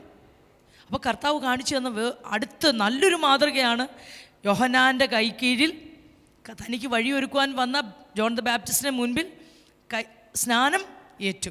അത് നല്ലൊരു മാതൃക, നമ്മളത് സ്വീകരിച്ചു വരും. ഓക്കെ, അടുത്തത് യേശു പരിശുദ്ധാത്മാവിനാൽ നിറഞ്ഞു, അല്ലെങ്കിൽ യേശു പരിശുദ്ധാത്മാവിനെ പ്രാപിച്ചു. നമ്മുടെ ജീവിതത്തിലും പരിശുദ്ധാത്മാവിൻ്റെ പല നിറവുകൾ, അളവുകളുണ്ട്. നമ്മൾ പരിശുദ്ധാത്മാവിൻ്റെ പ്രവർത്തനത്താലാണ് രക്ഷിക്കപ്പെടുന്നത്. അത് കഴിഞ്ഞ് പരിശുദ്ധാത്മാ സ്നാനം നമ്മൾ പ്രാപിക്കേണ്ടതുണ്ട്. യേശു ദൈവമായിരുന്നിട്ടും ദൈവപുത്രനായിരുന്നിട്ടും പരിശുദ്ധാത്മാവിനാൽ നിറഞ്ഞു. നമുക്ക് വായിക്കാം ലൂക്കോസിന്റെ സുവിശേഷം 4:1. യേശു പരിശുദ്ധാത്മാവ് നിറഞ്ഞവനായി യോർദാൻ വിട്ടു മടങ്ങി. ആത്മാവ് അവനെ മരുഭൂമിയിലേക്ക് നടത്തി. പിശാച് അവനെ 40 ദിവസം പരീക്ഷിച്ചു കൊണ്ടിരുന്നു. ഈ പരിശുദ്ധാത്മാവിൻ്റെ നിറവിലുള്ള അളവിലുള്ള പല വ്യത്യാസങ്ങളിലുള്ള പരിശുദ്ധാത്മ സ്നാനം നമ്മൾ പ്രാപിക്കുമ്പം ഈ ആത്മാവ് നമ്മളെ നയിക്കും പലതിലേക്കും. ചെയ്യരുതാത്ത കാര്യങ്ങൾ ചെയ്യരുത്, ഇത് നീ ചെയ്, ഇപ്പോൾ മുമ്പോട്ട് പോ, ഇപ്പോൾ ചെയ്യരുത്, പോകരുത് എന്നൊക്കെ ഈ പരിശുദ്ധാത്മാവ് നമ്മളെ ഈ പരിശുദ്ധാത്മാവിനാൽ നിറഞ്ഞു കഴിഞ്ഞപ്പോൾ സ്നാനമേറ്റ ഉടനെ സ്വർഗത്തിൽ നിന്ന് പരിശുദ്ധാത്മാവ് അവൻ്റെ മേൽ ഇറങ്ങി. പരിശുദ്ധാത്മാവിലാണ് യേശു ജനിച്ചത്. അതുപോലെ തന്നെ നമ്മളും പരിശുദ്ധാത്മാവിൽ തന്നെയാണ് ജനിച്ചത്. പക്ഷെ നമ്മളുടെ മേൽ പരിശുദ്ധാത്മാവ് ഇറങ്ങുമ്പം ഈ പരിശുദ്ധാത്മാവ് പിന്നെ നമ്മളെ ഗൈഡ് ചെയ്യും. അതാണ് പരിശുദ്ധാത്മാവിനെ നമ്മുടെ സന്തത സഹചാരിയായിട്ട് കൂടെ കൂട്ടണമെന്ന് പറയുന്നത്. പരിശുദ്ധാത്മാവ് നമ്മുടെ കൂട്ടുകാരനായിരിക്കണം, നമ്മുടെ സ്നേഹിതനായിരിക്കണം, നമ്മുടെ കൂടെ എല്ലാത്തിനും അഡ്വക്കേറ്റ് ആയിരിക്കണം, കൗൺസിലർ ആയിരിക്കണം. എല്ലാത്തിനും പരിശുദ്ധാത്മാവിനോട് നമ്മൾ ആലോചന ചോദിക്കണം. പരിശുദ്ധാത്മാവ് നമ്മൾക്ക് ആലോചന പറഞ്ഞു തരും. നീ ഇപ്പം ഇത് ചെയ്യണ്ട, ഇത് ചെയ്യണം, ഇതല്ല നിനക്ക് നിൽക്കേണ്ട സ്ഥലം, ഇവിടേക്കല്ല നീ പോകേണ്ടത്, ഇങ്ങനെയല്ല നീ ചെയ്യേണ്ടത്. ഇങ്ങനെ ഓരോ കാര്യങ്ങളും പരിശുദ്ധാത്മാവ് ഒരു വ്യക്തിയോട് സംസാരിക്കുന്നത് പോലെ തന്നെ നമ്മളോട് സംസാരിച്ചു കൊണ്ടേയിരിക്കും. പക്ഷെ നമ്മൾ അങ്ങോട്ട് ചെല്ലണം, നമ്മൾ ചോദിക്കണം. അപ്പം യേശു പരിശുദ്ധാത്മാവിൽ നിറഞ്ഞു കഴിഞ്ഞപ്പം പരിശുദ്ധാത്മാവ് യേശുവിനെ ആ മരുഭൂമിയിലേക്ക് ഉപവസിക്കുവാൻ വേണ്ടി നടത്തി. യേശു പരിശുദ്ധാത്മാവിനെ അനുസരിച്ചു. അപ്പം നമ്മുടെ ജീവിതത്തിൽ ആ പരിശുദ്ധാത്മാവിൻ്റെ നിറവുകൾ പല ആ സ്നാനത്തിൻ്റെ അല്ലെങ്കിൽ ആ ലെവൽ പല അളവിലുണ്ട്. അത് നമ്മൾ പ്രാപിച്ചു കൊണ്ടേയിരിക്കണം. മുട്ടോളമല്ല, അരയോളമല്ല, നീന്തിയിട്ടല്ലാതെ കടപ്പാൻ വഹിയാത്ത ആ അളവ് നമ്മളിൽ വർദ്ധിപ്പിച്ചു കൊണ്ടിരിക്കണം. ഇത് കർത്താവ് നമുക്ക് കാണിച്ചു തന്നൊരു മാതൃകയാണ്. ഓക്കെ, അടുത്തത് യേശു ഉപവസിച്ചു. മത്തായിയുടെ സുവിശേഷം 6:16-17 ഇങ്ങനെ പറയുന്നു. അവിടെ നമുക്കറിയാം, ഗിരിപ്രഭാഷണത്തിൽ പറയുന്നു, നിങ്ങൾ ഉപവസിക്കുമ്പോൾ. നമുക്ക് കൽപ്പന അല്ലെങ്കിൽ നമ്മളോട് യേശു വചനം പറഞ്ഞതാ. ഈ വചനം പറഞ്ഞിട്ട് യേശു അത് ചെയ്യാതെ പോയോ? ഇല്ല. 40 ദിവസം യേശു മരുഭൂമിയിൽ പോയി ഒറ്റയ്ക്ക് ഉപവസിച്ച് മാതൃക കാണിച്ചു തന്നു. അപ്പോൾ ഒരു മനുഷ്യന് മാക്സിമം ഈവൻ സയൻറ്റിഫിക്കലി പോലും പ്രൂവ്ഡ് ആയിട്ടുള്ളൊരു കാര്യമാണ് 40 ദിവസം ആഹാരം കഴിക്കാതെ ഒരു മനുഷ്യന് ഈസിയായിട്ട് പോകാൻ പറ്റും. നമ്മുടെ ബൈബിളിലുള്ള കാര്യങ്ങളൊന്നും ഒരു പേടിയും കൂടാതെ നിങ്ങൾക്ക് ധൈര്യമായിട്ട് ചെയ്യാം. അതൊക്കെ സയൻസ് ഇപ്പോഴാണ് കണ്ടുപിടിക്കുന്നത്. പക്ഷേ ഇതൊക്കെ കർത്താവ് മനുഷ്യന് തന്നിരിക്കുന്നത് എല്ലാം കർത്താവിലുള്ള ഒരു സയൻസാണ് തന്നിരിക്കുന്നത്. അത് ഇപ്പോഴാണ് സയൻസ് കണ്ടുപിടിച്ചതേ ഉള്ളൂ. 3 ദിവസത്തോളം നമുക്ക് വെള്ളവും ആഹാരവും കഴിക്കാതെ പോകാൻ പറ്റും. പക്ഷേ ആഹാരമില്ലാതെ കഠിന ഉപവാസത്തോടുകൂടെ 40 ദിവസം നമുക്ക് പോകാൻ പറ്റും. അതിൽ കൂടുതൽ എടുത്തിട്ടുണ്ടോ എനിക്കറിയത്തില്ല. എങ്കിലും കർത്താവ് നമുക്ക് ആ മാതൃക, കർത്താവ് പറയുന്നു. അടുത്തൊരു വചനം പറയുന്നുണ്ട്, മാർക്കോസ് 2:20, ഉപവാസത്താലും പ്രാർത്ഥനയാലും അല്ലാതെ ഈ ജാതി മാറിപ്പോകത്തില്ല. അപ്പം നമ്മുടെ ജീവിതത്തിൽ നമ്മൾ ഉപവസിക്കണം. കർത്താവ് അത് പറഞ്ഞു. ഗിരിപ്രഭാഷണത്തിൽ കർത്താവ് ആ മാതൃക നമുക്ക് കാണിച്ച് തന്നിച്ചു പോയിരിക്കുന്നു. നമ്മുടെ ജീവിതത്തിൽ ചില കാര്യങ്ങൾ മാറാതെ നിൽക്കുന്നുവെങ്കിൽ നിങ്ങൾ ഉപവസിച്ച് ദൈവസന്നിധിയിൽ പ്രാർത്ഥിക്കണം. അതിൽ മാറ്റം ഉണ്ടാകും. ഓരോ മാതൃകകളാണ്. അപ്പം ഓരോ അവസ്ഥ മാറുന്നതാണ്. അന്ത്യോക്യ സഭയെക്കുറിച്ച് നമുക്കറിയാം. അപ്പോസ്തലപ്രവൃത്തി 13 ആ സഭ മുഴുവനായിട്ട്. അപ്പോൾ ഒറ്റയ്ക്കുള്ള ഫാസ്റ്റിംഗ് ഉണ്ട്, സഭ മുഴുവനായിട്ടുള്ള ഫാസ്റ്റിംഗ് ഉണ്ട്, നമ്മൾ കുടുംബമായിട്ട് ഉപവസിക്കേണ്ട ആവശ്യങ്ങളുണ്ട്. ഓരോ എല്ലാത്തിനും ദൈവം കർത്താവ് ഒരു മാതൃക നമുക്ക് വെച്ചു പോയിരിക്കുന്നു. അപ്പോൾ അത് നമ്മൾ ചെയ്യുവാൻ തുടങ്ങണം, ആരെങ്കിലും ചെയ്യുന്നില്ലെങ്കിൽ. അടുത്തത്, യേശു കൂട്ടായ്മ ആചരിച്ചു, ശബത്ത് ലംഘിച്ചിട്ടില്ല. ഇന്ന് എവിടെ നോക്കിയാലും സൂം അല്ലെങ്കിൽ ഓൺലൈൻ സഭാരാധന ഒക്കെ ആൾക്കാർ അതിനകത്തങ്ങ് സാറ്റിസ്ഫൈഡ് ആകുക. അവസരങ്ങളില്ലാതിരിക്കുമ്പം അത് യൂസ് ചെയ്യുന്നതിന് ഒരു തെറ്റുമില്ല. എഴുന്നേൽക്കാൻ വയ്യ, പോകാൻ പറ്റത്തില്ല. അപ്പം ഒരിക്കലും നമ്മൾ മടിപിടിച്ചിരിക്കാൻ പാടില്ല. നമുക്ക് ഒറ്റയ്ക്ക് ഇരുന്ന് ആരാധിക്കുന്നതിനേക്കാൾ ഒരു കൂട്ടായ ഒരു ആരാധന നല്ലതാണ്. ഓൺലൈനുണ്ട്, ഓക്കെ, അത് നല്ലതാണ്. പക്ഷേ അവസരങ്ങൾ ഉണ്ടായിട്ടും അതിനെ ഒരു എന്താ പറയേണ്ടത്, കൂസലുമില്ലാതെ അതിനെ നെഗ്ലക്റ്റ് ചെയ്യുന്നത് നമ്മുടെ ജീവിതത്തിൽ നല്ലതല്ല. കാരണം കർത്താവ് നമുക്ക് കാണിച്ചു തന്നൊരു മാതൃകയാണ്, കൽപ്പന കൂടെയാണത്. മാർക്കോസിന് സുവിശേഷം 2:28, അങ്ങനെ മനുഷ്യപുത്രൻ ശബത്തിനും കർത്താവാകുന്നു എന്ന് പറഞ്ഞു. മനുഷ്യപുത്രൻ ശബത്തിനും കർത്താവാകുന്നു. പക്ഷെ കർത്താവ് പതുപോലെ ശബത്തിൽ അടുത്ത 3:1, അവൻ പിന്നെയും പള്ളിയിൽ ചെന്നു. അപ്പം കർത്താവ് പതിവ് പോലെ, നമ്മൾ ലൂക്കോസിന് സുവിശേഷത്തിൽ നേരത്തെ വായിച്ചതാ, പതിവ് പോലെ ശബത്തിൽ ചെന്നു വായിപ്പാൻ എഴുന്നേറ്റ് നിന്നു. അപ്പം ആ പതിവ് കർത്താവ് തെറ്റിച്ചിട്ടില്ല. ദൈവപുത്രനാ, ദൈവമാ. കർത്താവ് പറഞ്ഞ ആ വചനം നമ്മുടെ മുമ്പിൽ മാതൃക കർത്താവ് കാണിച്ച് വെച്ചേച്ച് പോയിരിക്കുന്നു. അപ്പം നമ്മൾ എത്ര അധികം എബ്രായ ലേഖനത്തിൽ പറയുന്നില്ലേ 10:24-25 ചിലർ ചെയ്യുന്നത് പോലെ സഭായോഗങ്ങളെ ഉപേക്ഷിക്കാതെ. ഈ സഭായോഗം എന്ന് പറയുമ്പം ഈ സൺഡേയിലെ മാത്രമായിട്ട് നമ്മളങ്ങ് ചുരുക്കുക. നമ്മുടെ കൂട്ടായ്മകളെല്ലാം സഭായോഗങ്ങളാണ്. ഞാൻ നേരത്തെയും പറഞ്ഞിട്ടുണ്ട്, ഭാര്യയും ഭർത്താവും ഒരുമിച്ച് കൂടുന്നത് ഒരു സഭായോഗമാണ്. നമ്മൾ മക്കളും അപ്പനും അമ്മയും എല്ലാം കൂടെ ഒരുമിച്ചിരുന്ന് പ്രാർത്ഥിക്കുന്നത് ഒരു സഭായോഗമാണ്. സഭയിൽ ഒരുമിച്ച് കൂടി വരുന്നതെല്ലാം സഭായോഗങ്ങളാണ്, നമ്മുടെ കൂട്ടായ്മ. കാരണം അപ്പോസ്തല പ്രവൃത്തി 2-ാം അധ്യായത്തിൽ 2:41-42 അവന്റെ വാക്ക് കൈക്കൊണ്ടവർ സ്നാനമേറ്റു. അന്ന് 3000-ഓളം പേർ അവരോട് ചേർന്നു. അവർ അപ്പോസ്തലന്മാരുടെ ഉപദേശം കേട്ടും കൂട്ടായ്മ ആചരിച്ചും ഉപദേശം കേട്ടും. അപ്പോൾ ഇന്ന് ഈ 2 കാര്യം എല്ലാവരും അങ്ങ് അവോയ്ഡ് ചെയ്യുക. അവർക്ക് ഇഷ്ടമുള്ള മെസ്സേജ് പറയുന്ന ആളുകളുടെ കൂട്ടായ്മ, അല്ലെങ്കിൽ ഇഷ്ടമുള്ളവരുടെ മെസ്സേജ് മാത്രം കേൾക്കുക.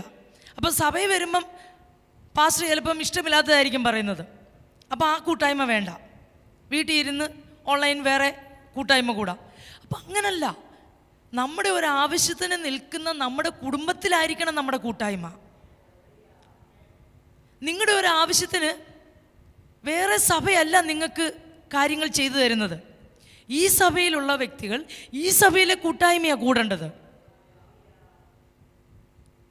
കാരണം നമുക്കറിയാം, ഈ യെരുശലേമിൽ പലയിടത്തും സിനഗോഗുകളുണ്ടായിരുന്നു. അപ്പം ആ ഓരോ സിനഗോഗിലും ആ ചുറ്റിലുമുള്ള വ്യക്തികൾക്ക് വേണ്ടിയിട്ടാണ് ആ സിനഗോഗ് അവിടെ ഉള്ളത്. അപ്പം നിങ്ങളെ ദൈവം ദേശത്തിൻ്റെ നാനാ ഇടങ്ങളിൽ നിന്ന് ഈ സഭയിൽ കൊണ്ടുവന്നിട്ടുണ്ടെങ്കിൽ ഈ സഭയിലെ കൂട്ടായ്മകൾ നിങ്ങൾ കൂടണം. ഓക്കെ, ഇവിടെ ഇല്ല എങ്കിലും ഓക്കെ, പക്ഷെ ഇവിടെ ഉള്ളപ്പം ഇവിടെ വരാതെ മറ്റൊരിടത്ത് പോകുന്നത് നടത്തിപ്പുകാരെന്നുള്ള നിലയിൽ ഞങ്ങൾ കേൾക്കുമ്പോൾ ഞങ്ങൾക്ക് ഇച്ചിരി വിഷമം. അത് പൊസസീവ്നെസ് ഒന്നുമല്ല. ഇപ്പം നിങ്ങളുടെ മക്കൾ നിങ്ങളുടെ വീട്ടിലൊരു ഫംഗ്ഷൻ നടക്കുമ്പം അവിടുത്തെ ഫംഗ്ഷൻ കൂടാതെ കൂട്ടുകാരൻ്റെ കാര്യത്തിന് പോയാൽ നിങ്ങൾക്ക് വിഷമം തോന്നില്ലയോ? തീർച്ചയായിട്ടും. നിങ്ങളെ ഹെൽപ്പ് ചെയ്യേണ്ടവർ, നിങ്ങളുടെ കാര്യം നോക്കേണ്ടവർ, നിങ്ങളുടെ കൂടെ നിൽക്കേണ്ടവർ നിൽക്കാതെ വേറൊരു കാര്യം ചെയ്യുമ്പോൾ നിങ്ങൾക്ക് അത് സങ്കടം വരും. അതുപോലെ തന്നെയാണ് ഞങ്ങൾക്കും. അതിനകത്ത് പൊസസീവ്നെസ് ഒന്നുമല്ല. ഓക്കെ, നമ്മുടെ കൂട്ടായ്മകൾ ഇന്നാളുകൾ വർദ്ധിച്ചു വരണം. നാൾ സമീപിക്കുന്നു. ഇതിപ്പോൾ നമ്മൾ അന്ത്യകാലത്തിലാണ് നിൽക്കുന്നത്. നാൾ സമീപിക്കുന്നു എന്ന് കാണും തോറും അത് വർദ്ധിച്ചു വരേണ്ടതാകുന്നു. നമുക്കറിയാം, വെള്ളിയാഴ്ച അധികം പേർക്ക് വരാനൊക്കത്തില്ല. അത് നമുക്ക് മനസ്സിലാകാൻ പറ്റുന്ന കാര്യം തന്നെയാണ്. പക്ഷെ വരാൻ പറ്റുന്നവരുണ്ടെങ്കിൽ ഇവിടെ വരാതിരിക്കുന്നത് അത് നിങ്ങളും ദൈവമായിട്ട് തീർക്കുക. ജോലിയുള്ളവരുണ്ട്, മറ്റ് പ്രയാസങ്ങളുള്ളവരുണ്ട്. പക്ഷേ പറ്റുമെങ്കിൽ വരാതിരിക്കരുത്. നമ്മൾ നമ്മുടെ കൂട്ടായ്മകളിലുള്ള സന്തോഷം നമ്മൾക്ക് വർദ്ധിച്ചു വരണം. അത് കർത്താവിൻ്റെ കാണിച്ചെന്നൊരു മാതൃകയാണ്. കർത്താവ് ശബ്ദത്തിൽ ലംഘിച്ചിട്ടില്ല. കൂട്ടായ്മകൾ കർത്താവിന് സന്തോഷമായിരുന്നു. കർത്താവ് പറയുക മാത്രമല്ല, അത് ചെയ്യുകയും ചെയ്തിരുന്നു. അടുത്തത്, യേശു സുവിശേഷം പ്രസംഗിച്ചു. ഞാൻ ഇന്ന് രാവിലെ ഈ വചനം ഇങ്ങനെ മെഡിറ്റേറ്റ് ചെയ്തുകൊണ്ടിരുന്ന സമയത്ത് 1 പത്രോസ് 2:9 ഇങ്ങനെ പറയുന്നുണ്ട്, നിങ്ങളോ അന്ധകാരത്തിൽ നിന്ന് തൻ്റെ അത്ഭുത പ്രകാശത്തിലേക്ക് നിങ്ങളെ വിളിച്ചവൻ്റെ സൽഗുണങ്ങളെ ഘോഷിപ്പാൻ തക്കവണ്ണം തിരഞ്ഞെടുക്കപ്പെട്ട ഒരു ജാതിയും രാജകീയ പുരോഹിത വർഗവും വിശുദ്ധ വംശവും സ്വന്തം ജനവും. നമുക്കെല്ലാവർക്കും ഈ ആ ലാസ്റ്റിലുള്ള ഭാഗം നല്ല ക്ലിയർ ആയിട്ട് അറിയാം. എന്തുവാ? നമ്മൾ രാജകീയ പുരോഹിത വർഗമാണ്. എന്തിനാ ആക്കി വെച്ചിരിക്കുന്നത്? വിളിച്ചവൻ്റെ സൽഗുണങ്ങളെ ഘോഷിപ്പാൻ. അതിനെ ഈ പദവി തന്നേക്കുന്നത്. അല്ലാതെ രാജകീയ പുരോഹിത വർഗമാണെന്ന് വെറുതെ പറഞ്ഞുകൊണ്ട് നടക്കാനല്ല. അപ്പം യേശു കാണിച്ചു തന്ന ഒരു മാതൃകയാണ് മത്തായിയുടെ സുവിശേഷം 4:17 അന്നു മുതൽ യേശു സ്വർഗരാജ്യം സമീപിച്ചിരിക്കാൻ മാനസാന്തരപ്പെടുവീനെന്ന് പ്രസംഗിച്ചു തുടങ്ങി. നമ്മളോട് പറഞ്ഞിച്ച് കർത്താവ് ചെയ്യാതെ മാറിയിരുന്നിട്ടില്ല. കർത്താവ് ചെയ്ത് നമുക്ക് കാണിച്ച് മാതൃക തന്നേച്ചാണ് നമ്മളോട് പറഞ്ഞിരിക്കുന്നത്, നിങ്ങൾ ഭൂലോകത്തിലൊക്കെയും പോയി സകല സൃഷ്ടികളോടും. അതിനകത്ത് പാസ്റ്ററെന്നോ പുരോഹിതനെന്നോ വിശ്വാസിയെന്നോ എന്നൊന്നും അവിടെ ഒരു കാറ്റഗറി വെച്ചിട്ടില്ല. കർത്താവ് നമ്മളെ രാജകീയ പുരോഹിത വർഗവും സ്വന്തം ജനവുമായിട്ട് തിരഞ്ഞെടുത്തെങ്കിൽ കർത്താവിൻ്റെ സൽഗുണങ്ങളെ ഘോഷിക്കുവാൻ. ആ മേളത്തെ വചനം നിങ്ങൾ ഒരിക്കലും മറക്കരുത്. നിങ്ങളെ വിളിച്ചവൻ്റെ സൽഗുണങ്ങളെ. നമ്മളെ വിളിച്ചതാരാ? ആരുമല്ല, പാസ്റ്ററല്ല, മറ്റേ നമ്മുടെ അയൽവാസിയല്ല. അതിനൊക്കെ അവർ കാരണമായേക്കാം. കർത്താവ് അവരെ ഉപയോഗിച്ച് കാണും. പക്ഷെ കർത്താവിൻ്റെ സൽഗുണങ്ങളെ നമുക്ക് ആ ഗദരദേശത്തെ ഭൂതഗ്രസ്തൻ കർത്താവിനോട് കൂടെ വരുന്നെന്ന് പറഞ്ഞപ്പോൾ കർത്താവ് അവനോട് പറഞ്ഞ എന്തുവാ? വേണ്ട, നീ എൻ്റെ കൂടെ വരണ്ട, ഞാൻ നിനക്ക് ചെയ്തത് നീ പോയി നിൻ്റെ നാട്ടിൽ പോയി പറ. അവൻ 10 പട്ടണമാ ഘോഷിച്ച് കർത്താവിൻ്റെ അടുക്കലേക്ക് കൊണ്ടുവന്നത്. നമ്മൾ എത്ര പേര് ചെയ്യുന്നുണ്ട്? മറ്റൊന്നും ചെയ്യണ്ട. നമുക്ക് കർത്താവ് ചെയ്തത്, എനിക്ക് സമാധാനം തന്നു, എനിക്ക് വിടുതൽ തന്നു, ഞാൻ ഇങ്ങനെ ഒരു അവസ്ഥയിലായിരുന്നു, ദൈവം അതിൽ നിന്ന് എന്നെ പുറത്തെടുത്തു. ഇത് മാത്രം പറഞ്ഞാൽ മതി. നിങ്ങൾക്ക് ഒത്തിരി വചനം അറിയണമെന്നൊന്നും അതിന് നിർബന്ധമില്ല. നിനക്ക് കർത്താവ് ചെയ്തതെന്താ അത് പോയി ഘോഷിക്കുക. ഇവിടെ പറയുന്നു, നിങ്ങളെ വിളിച്ചവൻ്റെ സൽഗുണങ്ങളെ. യേശുവിനെക്കുറിച്ച്, യേശു സ്നേഹമാകുന്നു, യേശു സൗഖ്യമാക്കുന്ന ദൈവമാണ്, യേശു നിന്നെ വിടുവിക്കും. ഇത് പറയാൻ ആർക്കാ പറ്റാത്തത്? അതാ കർത്താവിൻ്റെ സൽഗുണങ്ങൾ. യേശു രോഗസൗഖ്യം തരുന്നു, യേശു പാപികളെ വിടുവിക്കുന്നു, യേശു മാനസാന്തരത്തിലേക്ക് ജനത്തെ നടത്തുന്നു. ഇതാണ് സൽഗുണം. ഇത് പറയാനാ പറഞ്ഞത്. അതിനാണ് നമ്മളെ വിളിച്ചിരിക്കുന്നത്. ഈ രാജകീയ പുരോഹിത വർഗവും സ്വന്തം ജനവുമാക്കി ദൈവം വെച്ചിരിക്കുന്നത് അതിനാണ്. അത് മറക്കരുത് നമ്മൾ. അടുത്തത്, യേശു മനുഷ്യരോടുള്ള കടപ്പാടുകൾ നിർവഹിച്ചു. ഇന്ന് ലോകമെമ്പാടും നമ്മൾ നോക്കുകയാണെങ്കിൽ മനുഷ്യർ സ്വസ്നേഹികളും വമ്പ് പറയുന്നവരും വാത്സല്യമില്ലാത്തവരും ഇണങ്ങാത്തവരും. ഈ ബൈബിളിൽ പറയുന്ന വാക്യങ്ങളൊക്കെ ഉണ്ടല്ലോ, നിങ്ങളൊന്ന് ഇരുന്ന് മെഡിറ്റേറ്റ് ചെയ്യുമ്പോൾ ഉണ്ടല്ലോ, ഇന്ന് നമ്മുടെ ലോകത്തിലോട്ട് നമ്മളൊന്ന് ചുറ്റിലൊന്ന് കണ്ണോടിച്ചാൽ മതി. ഇതെല്ലാം അതുപോലെ കണ്ടുകൊണ്ടിരിക്കുക. നമുക്ക് നമ്മുടെ സമൂഹത്തോട്, നമ്മുടെ കുടുംബത്തോട്. കഴിഞ്ഞ ദിവസം ഒരാൾ എന്നോട് സംസാരിക്കാൻ വന്നു. ഒരമ്മയെക്കുറിച്ച് പറയുക, ആ അമ്മയ്ക്കുള്ള മക്കളെ നോക്കാൻ താല്പര്യമില്ല. കർത്താവ് പറയുന്ന, ഒരമ്മ പ്രസവിച്ച കുഞ്ഞിനോട് കരുണ തോന്നാതിരിക്കുമോ? ഇക്കാലം അതാണ്, തോന്നാതിരിക്കുന്ന കാലമാണിന്ന്. നമ്മൾ അനേകരെ കാണുന്നുണ്ട്, നമ്മുടെ ചുറ്റിലുമുണ്ട്. ജനിപ്പിച്ച കുഞ്ഞുങ്ങളെ നോക്കാൻ അമ്മമാർ പോലും തയ്യാറല്ല ഇന്ന്. നമ്മുടെ കുഞ്ഞുങ്ങളോട് നമുക്ക് കടപ്പാടുകളുണ്ട്, നമ്മുടെ മാതാപിതാക്കളോട് നമുക്ക് കടപ്പാടുകളുണ്ട്, നമ്മുടെ സഹോദരങ്ങളോട് നമുക്ക് കടപ്പാടുണ്ട്, നമ്മുടെ സ്നേഹിതരോട് നമുക്ക് കടപ്പാടുകളുണ്ട്, നമ്മുടെ സഭയോട് നമുക്ക് കടപ്പാടുകളുണ്ട്. യേശു ആ ഒരു മാതൃക നമുക്ക് കാണിച്ചു തന്നു. യോഹന്നാന്റെ സുവിശേഷം 19:26-27.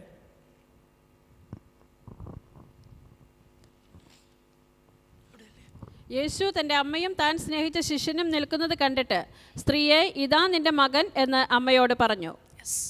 ആ കാൽവറി ക്രൂശിൽ ക്രൂശിക്കപ്പെട്ട് ലാസ്റ്റ് മൊമെൻറ്റിലായിരിക്കുമ്പോഴും യേശുവിൻ്റെ അമ്മയെ ഒരു ശിഷ്യനെ വിളിച്ച് ആക്കിയേച്ച പോയത്. കഴിഞ്ഞ ദിവസം ഇന്നലെ ആ മരണപ്പെട്ട ആ ഉദ്യോഗസ്ഥൻ്റെ ഇത് കേട്ടപ്പം എനിക്ക് ഒത്തിരി സങ്കടം തോന്നി. ആ മനുഷ്യൻ താൻ മരിക്കാൻ തീരുമാനിച്ച് കഴിഞ്ഞതിന് ശേഷവും താൻ എല്ലാ കർത്തവ്യങ്ങളും തനിക്ക് വെച്ച എല്ലാ കാര്യങ്ങളും തീർത്തിട്ടാണ് ആ മനുഷ്യൻ പോയി മരിച്ചത്, ഒരു സ്ത്രീയുടെ വാക്കിന് മുൻപിൽ. കാരണം അത്ര തൻ്റെ ആ ഔദ്യോഗിക പദവിയിൽ താൻ ഒരു ഇത് സൂക്ഷിച്ച വ്യക്തിയാണ്. അതിന് വിരോധമായിട്ട് എല്ലാവരുടെയും മുമ്പിൽ താൻ അപമാനിക്കപ്പെട്ടപ്പം തനിക്കത് താങ്ങാൻ കഴിഞ്ഞില്ല. സത്യത്തിൽ ആ മനുഷ്യൻ ചെയ്തത് വലിയൊരു തെറ്റായിപ്പോയി. തൻ്റെ ഭാര്യയെ, തൻ്റെ കുഞ്ഞുങ്ങളെ ഓർത്തില്ല. പക്ഷെ ആ മനുഷ്യന് മനസ്സിലായി, ഇനി എനിക്ക് സ്വസ്ഥമായിട്ട് എനിക്കിങ്ങനെ ജീവിക്കണ്ട, എൻ്റെ ഈ കളങ്കപ്പെട്ട പേരോടുകൂടെ എനിക്ക് ജീവിക്കണ്ട. അതായിരിക്കാം മനുഷ്യൻ ഈ നിമിഷ നേരത്തെ ഒരു പ്രയാസം കൊണ്ടാണല്ലോ ഇങ്ങനെയൊക്കെ ചെയ്യുന്നത്. ഏത് മനുഷ്യനായാലും, ഇപ്പോൾ കൊലപാതകമായാലും ആത്മഹത്യ ആയാലും, അതൊക്കെ ഒരു നിമിഷ നേരത്തെ അതിനെ ഓവർകം ചെയ്യാൻ അവർക്ക് വചനത്തിലൂടെ ഒക്കെ കഴിയുന്നവരായിരുന്നെങ്കിൽ ഒരിക്കലും അത് ചെയ്യത്തില്ല. അപ്പോൾ യേശു മനുഷ്യരോടുള്ള കടപ്പാടുകൾ നിർവഹിച്ച് കാണിച്ച് നമുക്കൊരു മാതൃക വെച്ചേച്ച് പോയിരിക്കുന്നു. നമ്മുടെ ജീവിതത്തിലും അത് മറക്കരുത്. നമ്മുടെ മുമ്പിൽ ദൈവം തരുന്ന ഓരോ സമൂഹത്തോടും, സ്പെഷ്യലി ഞാൻ നിങ്ങളോട് റിക്വസ്റ്റ് ചെയ്യുന്നത്, നിങ്ങളുടെ കുടുംബത്തോടെങ്കിലും മിനിമം, കുഞ്ഞുങ്ങളോടും ഭാര്യയോടും ഭർത്താവിനോടും മക്കൾ, അങ്ങനെ നിങ്ങളുടെ കുടുംബവുമെങ്കിലും സഭയും ഒക്കെ കടപ്പാടുകൾ നമുക്ക് ദൈവം തന്നിട്ടുണ്ട്. അത് തിരിച്ചറിഞ്ഞ് അത് വില കൊടുത്ത് നമ്മൾ ചെയ്യാൻ തയ്യാറാകണം. ഓക്കെ, അടുത്തത് കർത്താവ് കാണിച്ചു തന്ന ഏറ്റവും വലിയൊരു മാതൃകയാണ് യേശു ശത്രുക്കളെ സ്നേഹിച്ചു. കർത്താവ് പറഞ്ഞേച്ച് പോകുകയല്ല ചെയ്തത്. നമുക്കറിയാം, മത്തായിയുടെ സുവിശേഷം 6:44 മുതൽ 46 വരെ. 6:44 ഇല്ലല്ലോ. 44 മുതൽ 44 ഇല്ല. മാത്യു 6:44 44 ഇല്ല. ഓ സോറി, 5 മാത്യു 5. നിങ്ങളെ യേശു പറയുന്നു, നിങ്ങളുടെ ശത്രുക്കളെ സ്നേഹിപ്പീൻ, നിങ്ങളെ ഉപദ്രവിക്കുന്നവർക്ക് വേണ്ടി പ്രാർത്ഥിപ്പീൻ, സ്വർഗസ്നായ നിങ്ങളുടെ പിതാവിന് പുത്രന്മാരായി തീരേണ്ടതിന് തന്നെ.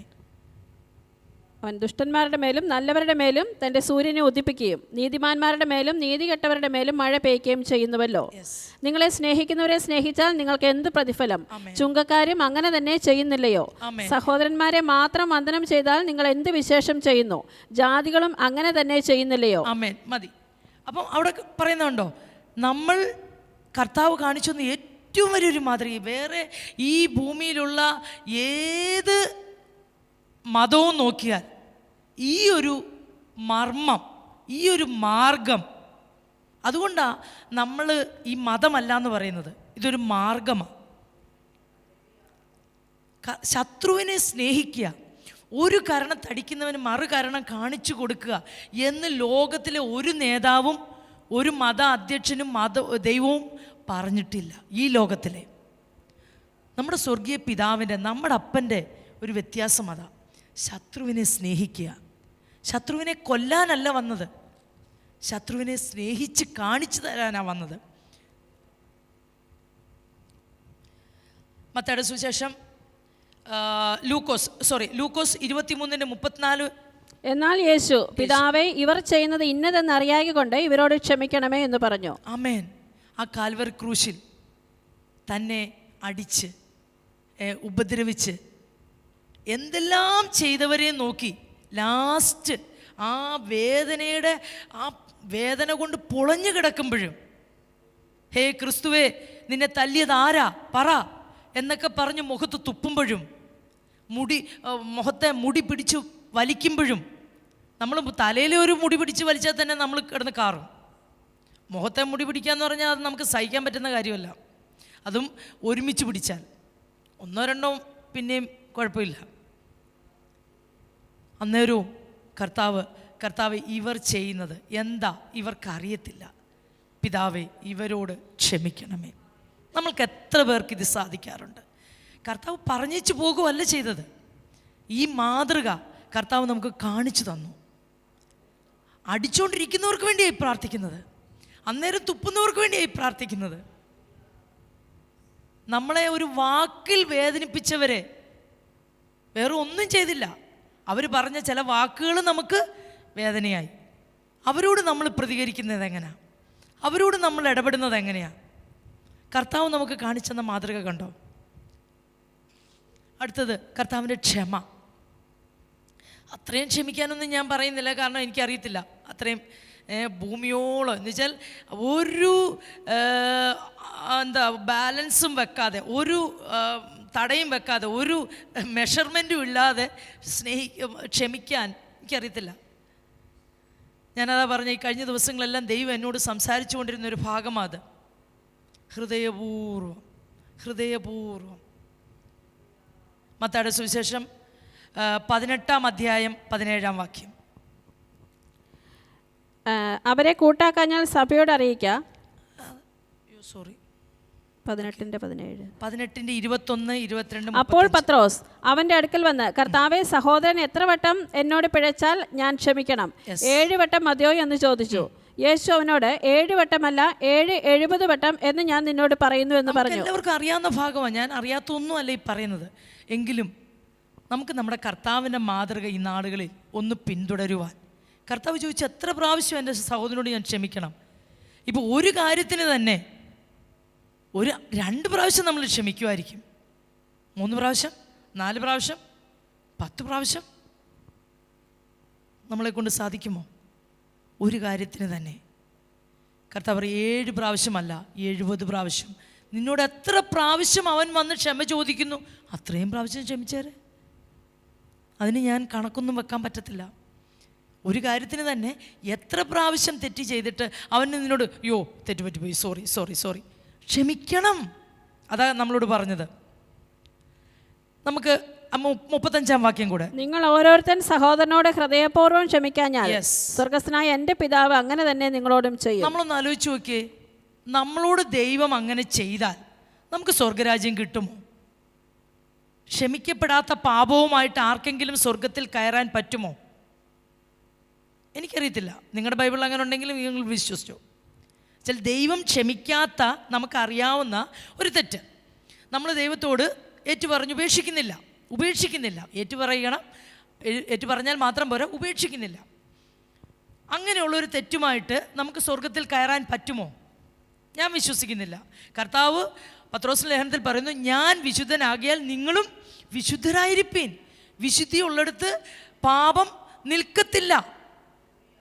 ദൈവത്തെ സ്നേഹിച്ചാൽ നമുക്ക് പാപം ചെയ്യാൻ കഴിയത്തില്ല.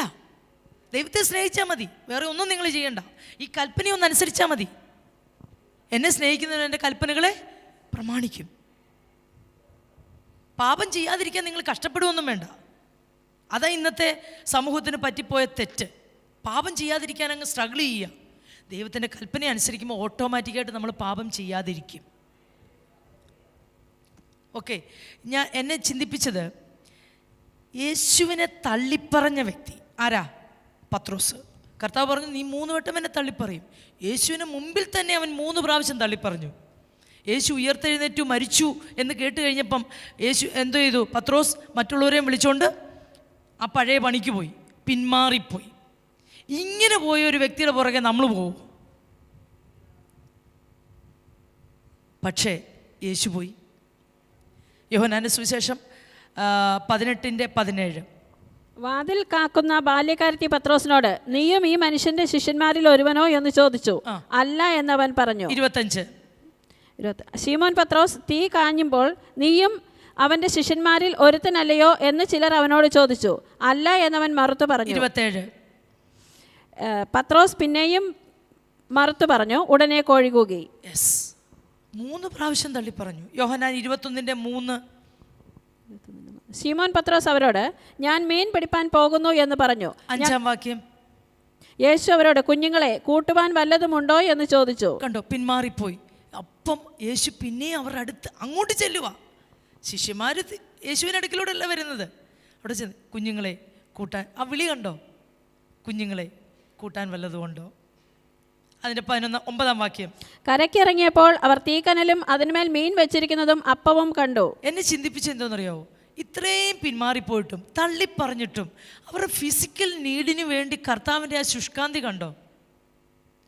ക്ഷമിക്കുന്ന വ്യക്തിക്ക് അവരെ വേദനിപ്പിച്ചവരോട് ഇങ്ങനെ ക്ഷമിക്കാൻ കഴിയത്തുള്ളൂ.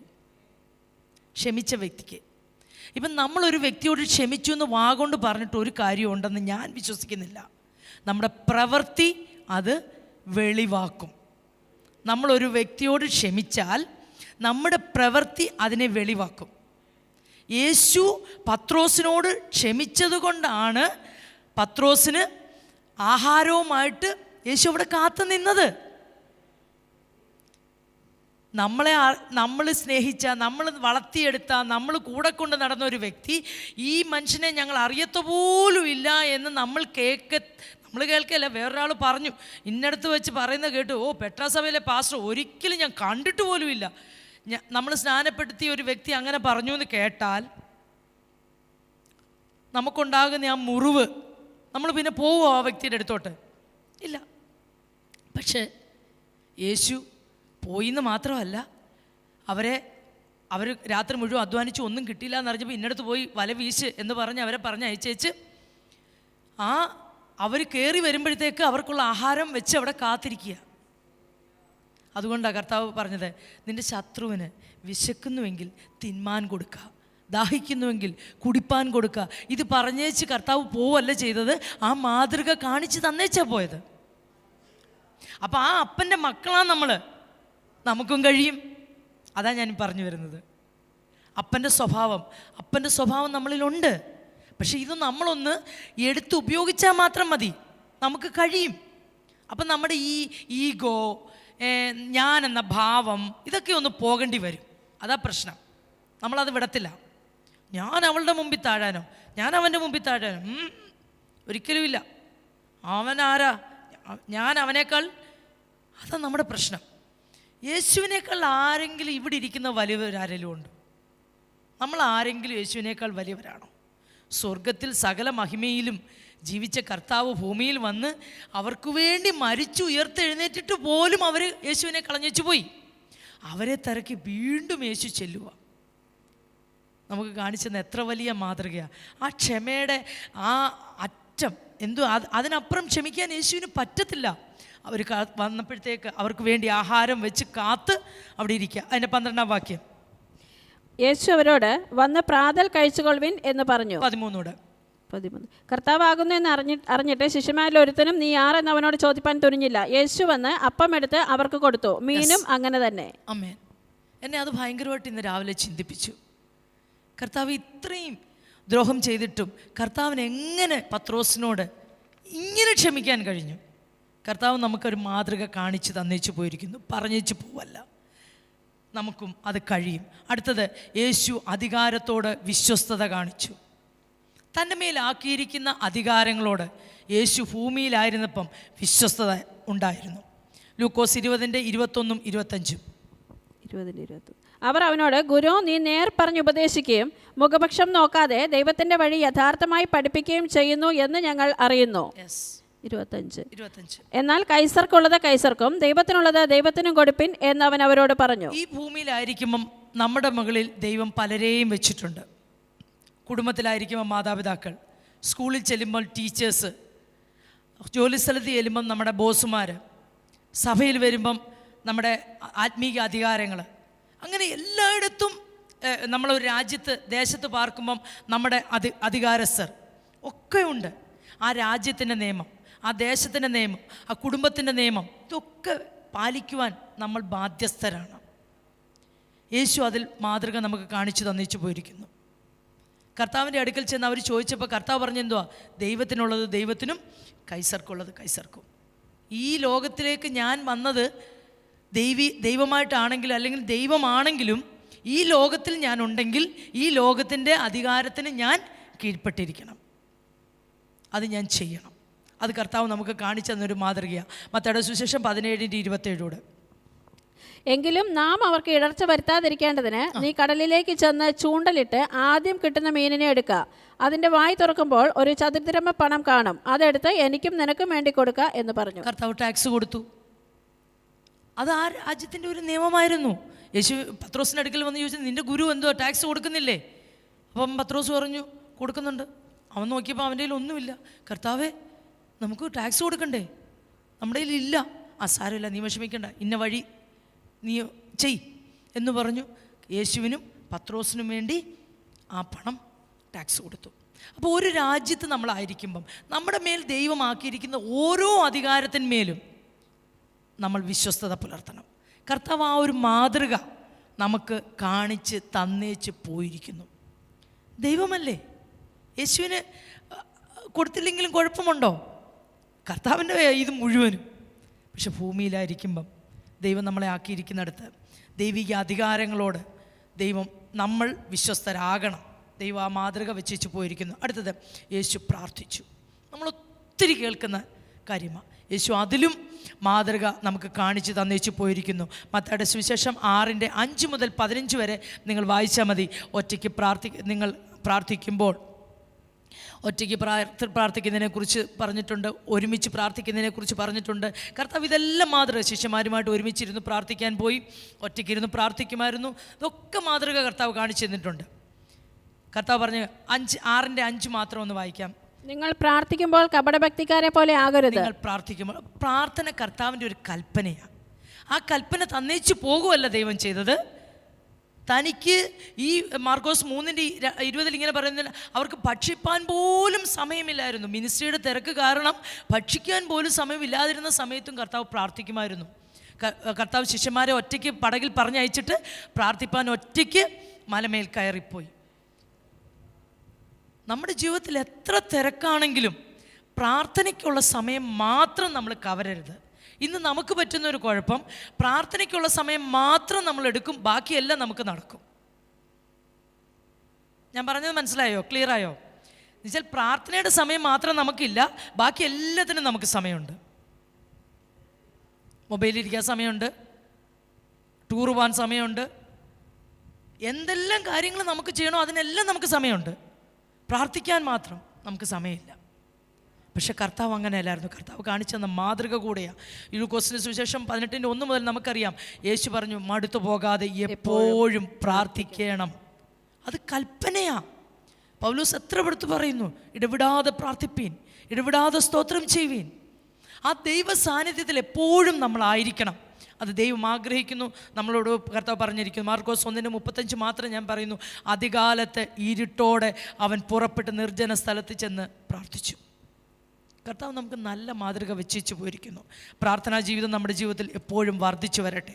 അടുത്തത്, യേശു അത്ഭുതങ്ങളും അടയാളങ്ങളും പ്രവർത്തിച്ചു. ഈ നാളുകളിൽ നമ്മൾ സഭയിൽ അതാണ് കേട്ടുകൊണ്ടിരിക്കുന്നത്. ഈ നാളുകളിൽ നമ്മൾ അത്ഭുതങ്ങളും അടയാളങ്ങളും നമ്മിലൂടെ നടക്കാൻ, അത് പാസ്റ്റർമാർക്ക് വേണ്ടി മാത്രം അല്ലെങ്കിൽ ചില കൃപാവര പ്രാപ്തർക്ക് വേണ്ടി അല്ല, വിശ്വസിക്കുന്നവരാൽ ഈ അടയാളങ്ങൾ നടക്കും. ഈ നാളുകൾ നമ്മൾ ഓരോരുത്തരും, ഞാനത് ഏറ്റെടുത്തു കഴിഞ്ഞു. ഞാൻ പ്രാർത്ഥിക്കുന്നുണ്ടെങ്കിലും ഇപ്പം അങ്ങനല്ല, ഇച്ചിരി വാശി പിടിച്ചുള്ള പ്രാർത്ഥനയുണ്ടല്ലോ. യാക്കോബ് ദൈവത്തോട് മല്ലു പിടിച്ചു അല്ലേ? അവൻ പൊരുതി ദൈവത്തിൽ നിന്ന് പ്രാപിച്ചെന്നാണ് പറയുന്നത്. ചില നന്മ പ്രാപിക്കാൻ അങ്ങനെയൊക്കെ വേണം. ചിലർക്ക് കർത്താവ് അങ്ങ് കൊടുക്കും, കാരണം ദൈവം അവരിലൂടെ ചെയ്യിക്കാൻ ചില പദ്ധതികളുണ്ട്. അപ്പം ചിലർക്കത് കിട്ടുന്നില്ല. നമ്മൾ വാശി പിടിക്കണം. ഞാൻ എഴുതി വെക്കാൻ തുടങ്ങി, പ്രാർത്ഥിക്കാൻ തുടങ്ങി, കണ്ടുപിടിക്കാൻ തുടങ്ങി, ദൈവത്തോട് വാദിക്കാൻ തുടങ്ങി, പറയാൻ തുടങ്ങി. അപ്പോൾ എന്തെങ്കിലുമൊക്കെ ചെയ്യണം നിങ്ങൾ. ഒറ്റ വാക്യം മാത്രം ഞാൻ വായിക്കുന്നു. യോഹന്നാൻ 14:12. ആമേൻ ആമേൻ, ഞാൻ നിങ്ങളോട് പറയുന്നു, ഞാൻ ചെയ്യുന്ന പ്രവൃത്തി എന്നിൽ വിശ്വസിക്കുന്നവനും ചെയ്യും. ഞാൻ പിതാവിൻ്റെ അടുക്കൽ പോകുന്നതുകൊണ്ട് അതിൽ വലിയതും അവൻ ചെയ്യും. ഈ ഒരു ഒറ്റ വാക്യം പോരെ നമുക്ക്. എന്നിൽ വിശ്വസിക്കുന്നവൻ ഞാൻ ചെയ്ത, കർത്താവ് എന്തൊക്കെയാണ് ചെയ്തത്? യോഹന്നാന്റെ സുവിശേഷത്തിലും മത്തായിയുടെ സുവിശേഷത്തിലുണ്ട് കർത്താവ് എഴുതി വെച്ചത്, കർത്താവ് ചെയ്തതൊക്കെ എഴുതി വെച്ചാൽ ഈ ഭൂമിയിൽ തന്നെ പുസ്തകങ്ങൾ തികയത്തില്ല.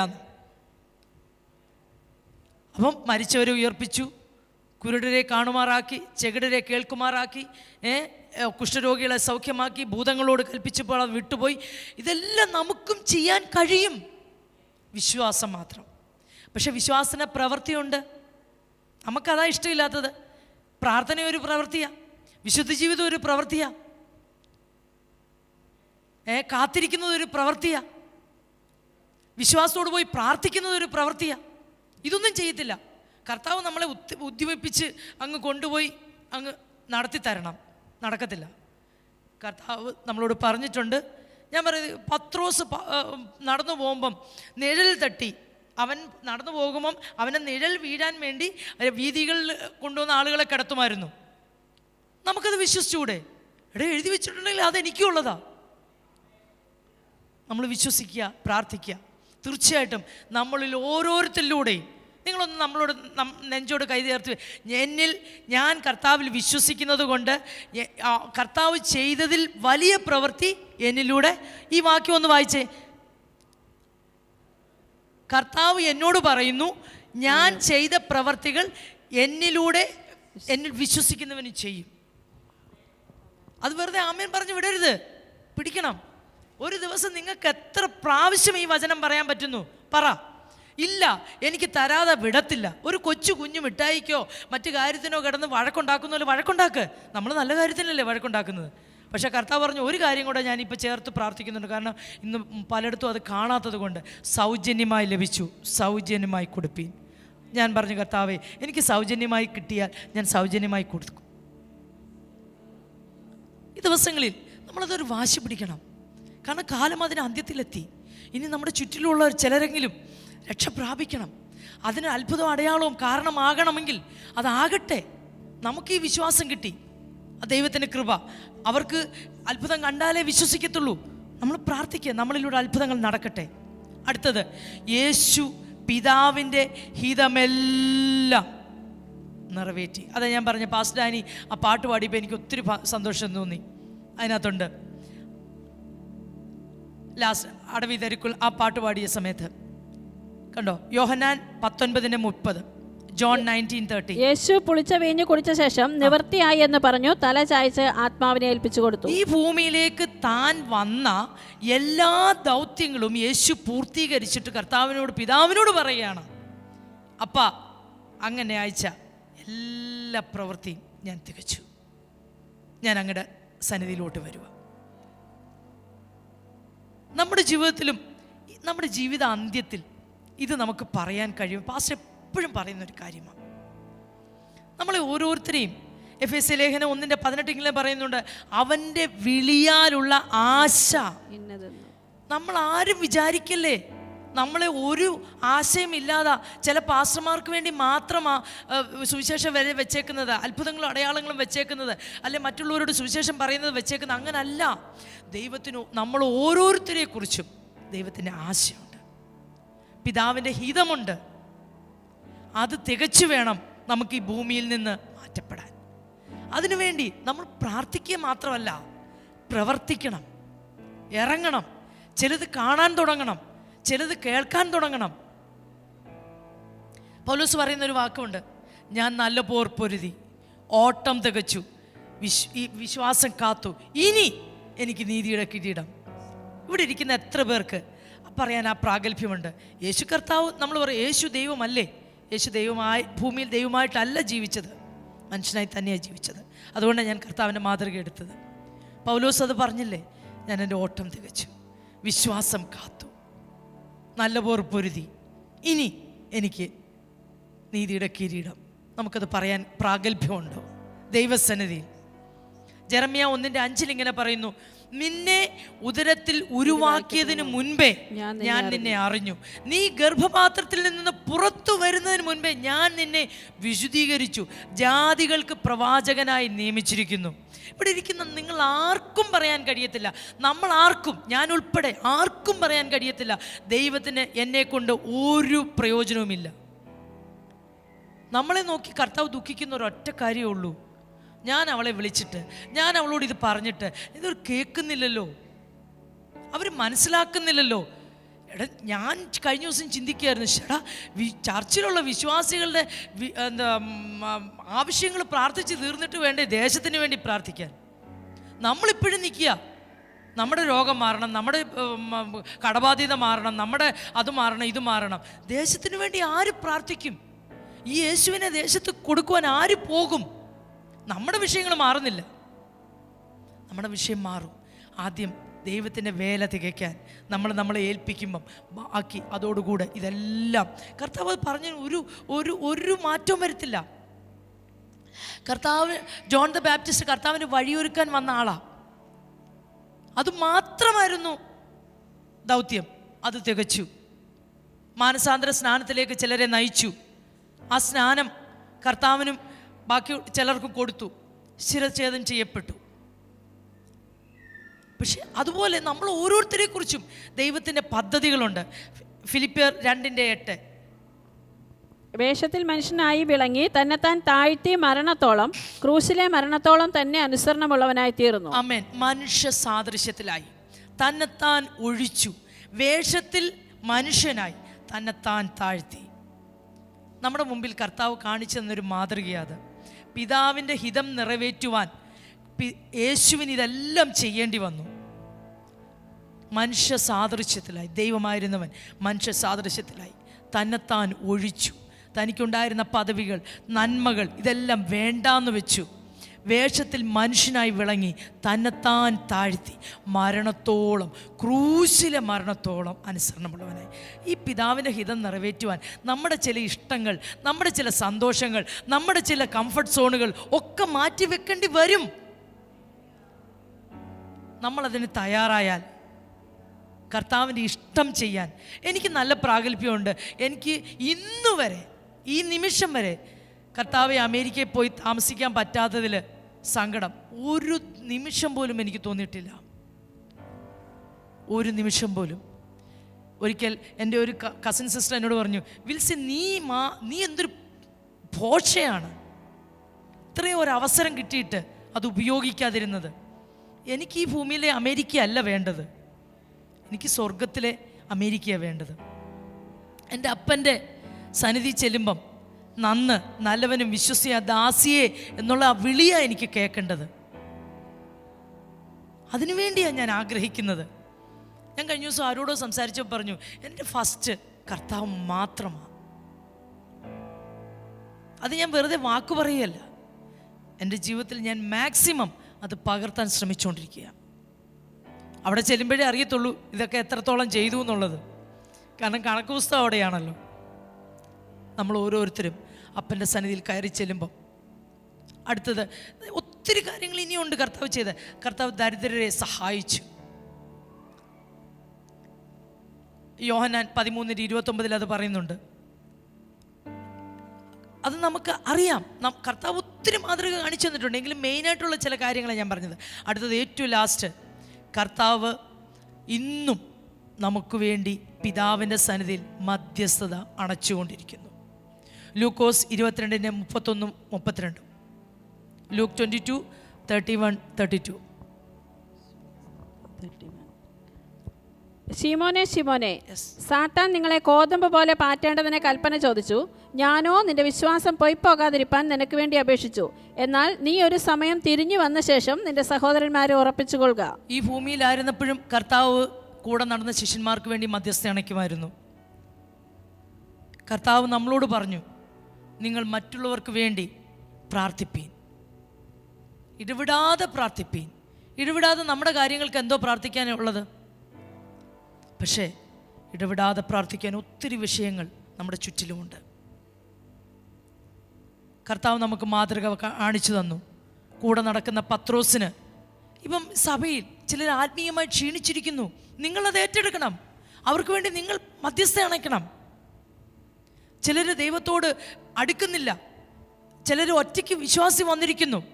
നമ്മുടെ ചർച്ചിൽ തന്നെ എത്ര പേർ ഒറ്റയ്ക്ക് വിശ്വാസമുള്ളവരുണ്ട്. അവരുടെ കുടുംബത്തിന് വേണ്ടി നിങ്ങൾ മധ്യസ്ഥ അണയ്ക്കണം. നിങ്ങളുടെ സഹോദരങ്ങൾ, നിങ്ങളുടെ മാതാപിതാക്കൾ, നിങ്ങളുടെ മക്കൾ, നിങ്ങളുടെ സ്നേഹിതർ, അയൽവാസികൾ, അവർക്ക് വേണ്ടി ആരും മധ്യസ്ഥ അണയ്ക്കും? റെജിയുടെ ചുറ്റുപാടിലുള്ളവർ എനിക്കറിയില്ല. അവർക്ക് വേണ്ടി റെജി മധ്യസ്ഥ അണയ്ക്കണം. അങ്ങനെ നമ്മൾ കർത്താവ് നമുക്ക് കാണിച്ച് തന്നേച്ചു പോയൊരു മാതൃകയാണ്. ഇന്നും കർത്താവ് അത് പിതാവിൻ്റെ വലതുഭാഗത്തിരുന്നു കൊണ്ട് ചെയ്യുകയാണ്. 1 തിമോഥെയോസ് 2:5. ദൈവം ഒരുവനല്ലോ, ദൈവത്തിനും മനുഷ്യർക്കും മധ്യസ്ഥനും ഒരുവൻ. ആമേൻ. കർത്താവ് ഇന്നും, അല്ലെങ്കിൽ നമ്മളാരും ഇവിടെ ഇരിക്കുമെന്ന് ഞാൻ പ്രതീക്ഷിക്കുന്നില്ല. കർത്താവ് പിതാവേ ഒരിക്കൽ കൂടെ ക്ഷമിക്കുക എന്ന് കർത്താവ് നമുക്ക് വേണ്ടിയും ഇപ്പോഴും യോഹന്നാൻ 17:20 ഇങ്ങനെ പറയുന്നുണ്ട്, ഇവർക്ക് വേണ്ടി മാത്രമല്ല ഇവരിലൂടെ ഇനി എന്നെ അറിയാനിരിക്കുന്നവർക്ക് വേണ്ടിയും ഞാൻ പ്രാർത്ഥിക്കുന്നു. കർത്താവ് എനിക്ക് വേണ്ടിയും മരിക്കുന്നതിന് മുമ്പ് മധ്യസ്ഥ അണച്ചു. അതുകൊണ്ടാണ് ഞാൻ ഇന്നിവിടെ നിൽക്കുന്നത്, നമ്മൾ ഓരോരുത്തരും ഇവിടെ ഇരിക്കുന്നത്. നമ്മൾ മറ്റുള്ളവർക്ക് വേണ്ടി മധ്യസ്ഥ അണയ്ക്കുവാൻ ദിവസങ്ങൾ നമ്മൾ നമ്മുടെ കാര്യങ്ങളെ ഒന്ന് വിടുക. ഞാനത് അനുഭവിച്ചിട്ടാണ് പറയുന്നത്.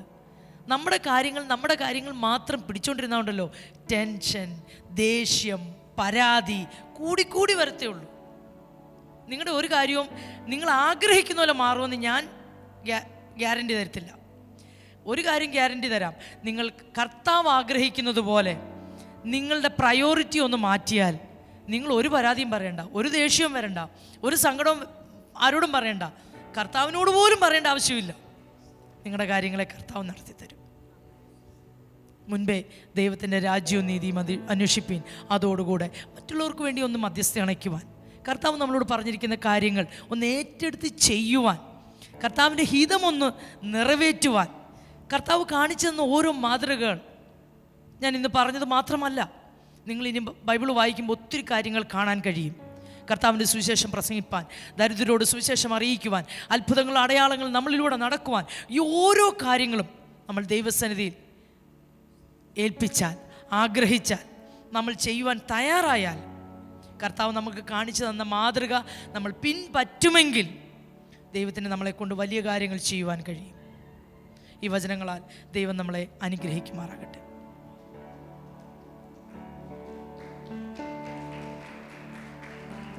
എഴുന്നേറ്റ് നിൽക്കാം എല്ലാവരും. യേശുവെ പോലെയാകുവാൻ, യേശുവിൻ വാക്കു കാക്കുവാൻ, യേശുവെ പോലെയാകുവാൻ,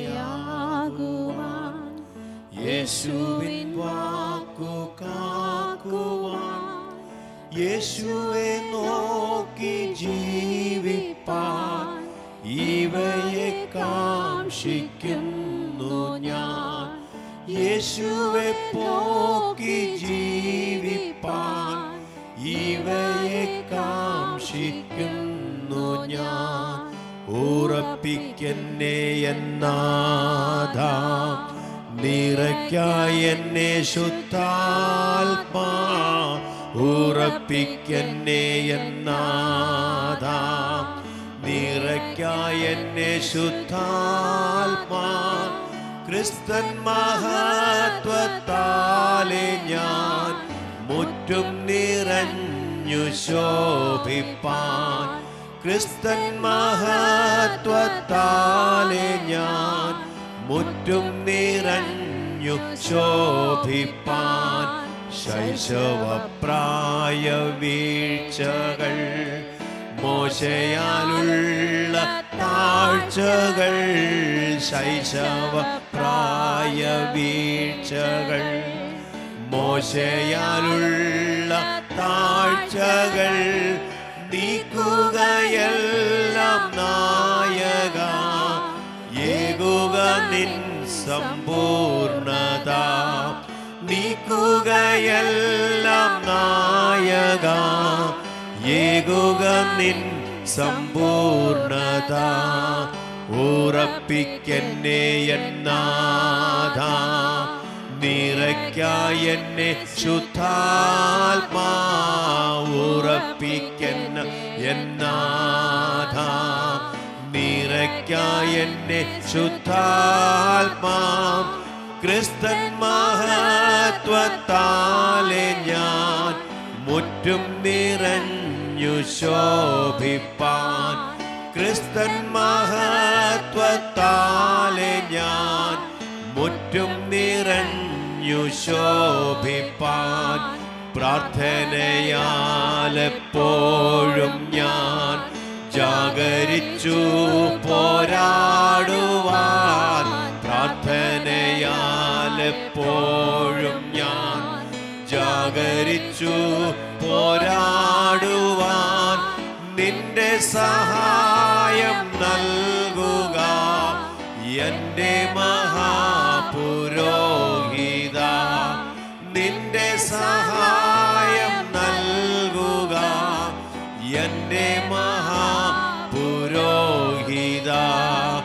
ഉറപ്പിക്കെന്നെ എന്നാഥാ, നിറയ്ക്കായി എന്നെ ശുദ്ധാത്മാ. ഉറപ്പിക്ക എന്നാഥാ, നിറയ്ക്കായി എന്നെ ശുദ്ധാത്മാ. ക്രിസ്തൻ മഹത്വത്താലെ ഞാൻ മുറ്റും നിറഞ്ഞു ശോഭിപ്പാൻ. ക്രിസ്തൻ മഹത്വത്താലെ ഞാൻ മുറ്റും നിറഞ്ഞു ശോഭിപ്പാൻ. യേശുവെ പോലെയാകുവാൻ, യേശുവിൻ വാക്കു കാക്കുവാൻ, യേശുവെ പോലെയാകുവാൻ, യേശുവിൻ വാക്കു കാക്കുവാൻ, യേശുവെ നോക്കി ജീവിപ്പാൻ ഇവയെ കാംക്ഷിക്കുന്നു ഞാൻ. യേശുവെ നോക്കി ജീവിപ്പാൻ ഇവയെ കാംക്ഷിക്കുന്നു ഞാൻ. യേശുവെ നോക്കി ജീവിപ്പാൻ. ഇവയെ കാംക്ഷിക്കുന്നു ഞാൻ. നമ്മുടെ കർത്താവ് യേശുവിനെ പോലെ അതുപോലെ ജീവിച്ചൊരു മനുഷ്യനാണ് പൗലോസ് സ്ലീഹ. അതുകൊണ്ടാണ് പൗലോസ് സഭയെ നോക്കി പറഞ്ഞത്, ഞാൻ ക്രിസ്തുവിനെ അനുകരിക്കുന്നത് പോലെ നിങ്ങൾ എന്നെ അനുകരിക്കുവാൻ. ഞാൻ എപ്പോഴും പറയുന്ന പോലെ നമുക്ക് ആ ഒരു കോൺഫിഡൻസ് ഉണ്ടാകണം. ഞാൻ ക്രിസ്തുവിനെ അനുകരിക്കുന്നത് പോലെ എന്നെ അനുകരിക്കൂ എന്ന് മറ്റുള്ളവരോട് പറയുവാൻ നമുക്കൊരു കോൺഫിഡൻസ് നമുക്കുണ്ടാകണം. നാം ഇന്ന് കേൾക്കപ്പെട്ട വചനത്തിന് മുമ്പിൽ നമ്മെ തന്നെ നമുക്ക് സമർപ്പിക്കാം. കാരണം യേശുവിനെ പോലെ ജീവിപ്പാൻ, യേശുവിനെ പോലെ ആകുവാൻ, യേശുവിനെ പോലെ പ്രാർത്ഥിപ്പാൻ, യേശുവിനെ പോലെ സാക്ഷിപ്പാൻ, യേശുവിനെ പോലെ അനുസരിക്കുവാൻ, യേശുവിനെ പോലെ കീഴ്പ്പെടുവാൻ, യേശുവിനെ പോലെ അനുഭവിക്കുവാൻ നമുക്ക് നമ്മെ തന്നെ ദൈവത്തിൻ്റെ കരങ്ങളിലേക്ക് സമർപ്പിക്കാം. യോർദാൻ നദിയിൽ യേശു സ്നാനപ്പെടുമ്പോൾ, 30ാമത്തെ സ്നാനപ്പെടുമ്പോൾ അതുവരെ യേശു പ്രസംഗിച്ചതായി നാം കാണുന്നില്ല, അത്ഭുതങ്ങൾ ചെയ്തതായി നാം കാണുന്നില്ല. എന്നാൽ ഒരു അത്ഭുതവും ചെയ്യാതെയും ഒരുപക്ഷെ ഒരു പ്രസംഗവും ചെയ്യാതെയും താൻ സ്നാനപ്പെടുമ്പോൾ സ്വർഗത്തിലെ ദൈവം പറഞ്ഞു, ഇവൻ എൻ്റെ പ്രിയപുത്രൻ, ഇവനിൽ ഞാൻ പ്രസാദിച്ചിരിക്കുന്നു. നമ്മുടെ പ്രസംഗത്തെക്കാളും നമ്മുടെ പാട്ടിനേക്കാളും 30 വർഷത്തെ യേശുവിൻ്റെ ജീവിതമാണ് പിതാവായ ദൈവത്തെ പ്രസാദിപ്പിച്ചത്. നമ്മുടെ ജീവിതം പിതാവായ ദൈവത്തെ പ്രസാദിപ്പിക്കുമെങ്കിൽ നമ്മുടെ ശുശ്രൂഷയിലും നമ്മൾ വളരുക തന്നെ ചെയ്യും. ഇതുപോലെ ദൈവസന്നിധിയിൽ നമ്മളെ തന്നെ ഏൽപ്പിച്ചു കൊടുക്കാം. എപ്പോഴും പ്രസംഗം കേട്ടിട്ട് കണ്ണാടിയിൽ നമ്മൾ തന്നെ കണ്ട് മറന്നു പോകുന്നവരായിട്ടല്ല, കർത്താവ് ഇന്ന് കേട്ട വചനങ്ങൾ എൻ്റെ ജീവിതത്തിൽ പ്രാവർത്തികമാക്കുവാൻ എന്നെ സഹായിക്കണമേ എന്ന് നാം ആത്മാർത്ഥ ഹൃദയത്തോടെ പ്രാർത്ഥിക്കുമെങ്കിൽ കർത്താവ് നമ്മെ സഹായിക്കും. നമ്മുടെ സ്വന്തം ശക്തി കൊണ്ടോ കഴിവുകൊണ്ടോ ഒന്നും നമുക്കത് കഴിയത്തില്ല. എന്നാൽ നമ്മുടെ ബലഹീനതയിൽ തികഞ്ഞു വരുന്ന ദൈവശക്തിക്ക് വേണ്ടി നമ്മൾ പ്രാർത്ഥിക്കുമ്പോൾ, കർത്താവേ എനിക്ക് ബലഹീനതയുണ്ട്, ഈ ലോകത്തിൽ ഞാൻ ആയിരിക്കുമ്പോൾ, ജഡത്തിൽ ഞാൻ വസിക്കുമ്പോൾ എനിക്ക് എപ്പോഴും ജയിപ്പാൻ കഴിയത്തില്ലെങ്കിലും എന്നിൽ വസിക്കുന്ന പരിശുദ്ധാത്മാവ്, എന്നിൽ വ്യാപരിക്കുന്ന ദൈവകൃപ, എനിക്ക് പകർന്നു തന്ന ആ പിതാവിൻ്റെ സ്നേഹം എന്നിലുണ്ടെങ്കിൽ എനിക്ക് യേശുവിനെ പോലെ ജീവിപ്പാൻ കഴിയുമെന്ന് നമുക്ക് വിശ്വസിക്കാം. നമുക്കതിനായിട്ട് ശ്രമിക്കാം. പിതാവേ, അങ്ങയുടെ പുത്രനായ യേശുവിൻ്റെ നാമത്തിൽ ദൈവത്തിൻ്റെ പരിശുദ്ധാത്മാവിൻ്റെ സഹായത്തോടെ ഞങ്ങൾ തിരുസന്നിധിയിലായിരിക്കുന്ന താവേ, കർത്താവേ, ഞങ്ങളുടെ വലിയ സാന്നിധ്യം ഇവിടെ ഈ ആലയത്തിലുള്ളതിനായി സ്തോത്രം. ദൈവത്തിൻ്റെ പരിശുദ്ധാത്മാവിൻ്റെ ശക്തമായ പ്രസൻസ് ഇവിടെ വ്യാപരിക്കുന്നതുകൊണ്ട് ഞങ്ങൾ നന്ദി പറയുന്നു. കർത്താവേ, ഇന്ന് കേൾക്കപ്പെട്ട വചനം ഞങ്ങളുടെ ജീവിതത്തിൽ അക്ഷരികമായി അക്ഷരം പ്രതി പ്രാവർത്തികമാക്കുവാൻ അങ്ങ് ഞങ്ങളെ സഹായിക്കണമേ എന്ന് പ്രാർത്ഥിക്കുന്നു. കർത്താവേ, ഞങ്ങളുടെ ശക്തമായ ദൈവത്തിൻ്റെ വചനം ഘോഷിപ്പാൻ അങ്ങയുടെ ദാസിയെ അങ്ങ് ബലപ്പെടുത്തിനായി ഞങ്ങൾ നന്ദി പറയുന്നു. പിന്നെ അതിശക്തമായിട്ട് ദൈവത്തിന് വേണ്ടി ദൈവരാജ്യത്തിന് നിൽപ്പാൻ, ഓടുവാൻ, അധ്വാനിപ്പാൻ, പ്രഘോഷിക്കുവാൻ കർത്താവ് ഞങ്ങളുടെ ദാസിയെ അങ്ങ് ബലപ്പെടുത്തണമേ എന്ന് ഞങ്ങൾ പ്രാർത്ഥിക്കുന്നു. ഈ വചനം കേട്ട ഒരാൾ പോലും നഷ്ടമാകാതിരിക്കാൻ ഞങ്ങൾ പ്രാർത്ഥിക്കുന്നു. ഞങ്ങളുടെ ജീവിതത്തിൽ അതിനെ ഏറ്റെടുക്കുവാൻ, പ്രായോഗികമാക്കുവാൻ, പ്രാവർത്തികമാക്കുവാൻ ഞങ്ങളെ സഹായിക്കണമേ കർത്താവേ. ഓൺലൈനിൽ കണ്ട് എല്ലാവരും ഞങ്ങൾ അനുഗ്രഹിച്ച് പരിശുദ്ധമാവിയുടെ ശക്തമായ സാന്നിധ്യം ഞങ്ങളുടെ മധ്യ ഉള്ളതിനായി ഞങ്ങൾ നന്ദി പറയുന്നു. അങ്ങയുടെ നാമത്തെ ഞങ്ങൾ ഉയർത്തുന്ന കർത്താവേ, അങ്ങ് ആരാധനയ്ക്ക് യോഗ്യനാണ്, അങ്ങ് സ്തുതികൾക്ക് യോഗ്യനാണ്, അങ്ങ് സ്തുതികളിൽ വസിക്കുന്ന ദൈവമാണ്. അങ്ങ് സകല മഹത്വത്തിനും എല്ലാ പ്രശംസയ്ക്കും എല്ലാ പുകഴ്ചയ്ക്കും എല്ലാ ആരാധനയ്ക്കും അങ്ങ് യോഗ്യനാകൽ ഞങ്ങൾ അങ്ങേക്ക് സ്തോത്രങ്ങളും സ്തുതികളും അർപ്പിച്ച പിതാവെ പ്രാർത്ഥിക്കുന്നു. അനുഗ്രഹത്തോടെ ആശീർവാദത്തോടെ ഞങ്ങളെ അയക്കണമേ കർത്താവേ. വൈകുന്നേരം നടക്കുന്ന അപ്പുറവും പ്രയർക്കത്ത ഇനിയും ചിലർ കൂടെ ദേശത്തിന് വേണ്ടി ഭാരമുള്ള ചിലർ കൂടെ കടന്നു വന്ന് ആഴ്ചയിൽ ഒരിക്കലും വന്ന് പ്രാർത്ഥിക്കാനുള്ള ഒരു മനസ്സും ഹൃദയവും ഭാരവും അവർക്ക് നൽകണമെന്ന് ഞങ്ങൾ പ്രാർത്ഥിക്കുന്നു. അങ്ങയുടെ നാമത്തെ ഞങ്ങൾ മഹത്വപ്പെടുത്തുന്നു. യേശുവിൻ നാമത്തിൽ പ്രാർത്ഥിക്കുന്നു. കൃപയോട് കേൾക്കണമേ സ്വർഗ്ഗസ്ഥ പിതാവേ. പിതാവായ ദൈവത്തിൻ്റെ സ്നേഹവും കർത്താവായ യേശുവിൻ്റെ കൃപയും സമാധാനവും പരിശുദ്ധാത്മാവിൻ്റെ സംസർഗവും കൂട്ടായ്മയും കാവലും നാം ഏവരോടും പ്രാർത്ഥിച്ച എല്ലാ വിഷയങ്ങളോടും ദൈവത്തിന് വേണ്ടി സംസാരിച്ച ദൈവദാസിയോടും ദൈവത്തിന് വേണ്ടി കേട്ട എല്ലാവരോടും ലോകമെമ്പാടുമുള്ള വിശുദ്ധന്മാരോടും കർത്താവിന് വീണ്ടും വരെയും ഉണ്ടായിരിക്കുമാറാകട്ടെ. ക്രിസ്തുവേശ മുഖാന്തരം ജനന്റെ കർത്താവിന് കരങ്ങൾ ഉയർത്തി നന്ദി പറയാം. ഹാലേലൂയ, ഹാലേലൂയ, ഹാലേലൂയ. ആമേൻ. കർത്താവ് യേശുവേ വരേണമേ. Thank you. God bless you. വൈകുന്നേരത്ത് 6-7 മണിക്ക് നമുക്ക് അപ്പർ റൂം പ്രയറുണ്ട്. വരാൻ കഴിയുന്ന ചിലരൊക്കെ വരാൻ ദൈവനാമത്തിലെ ഓർപ്പിക്കുന്നു. ദൈവം നമ്മെ സഹായിക്കട്ടെ.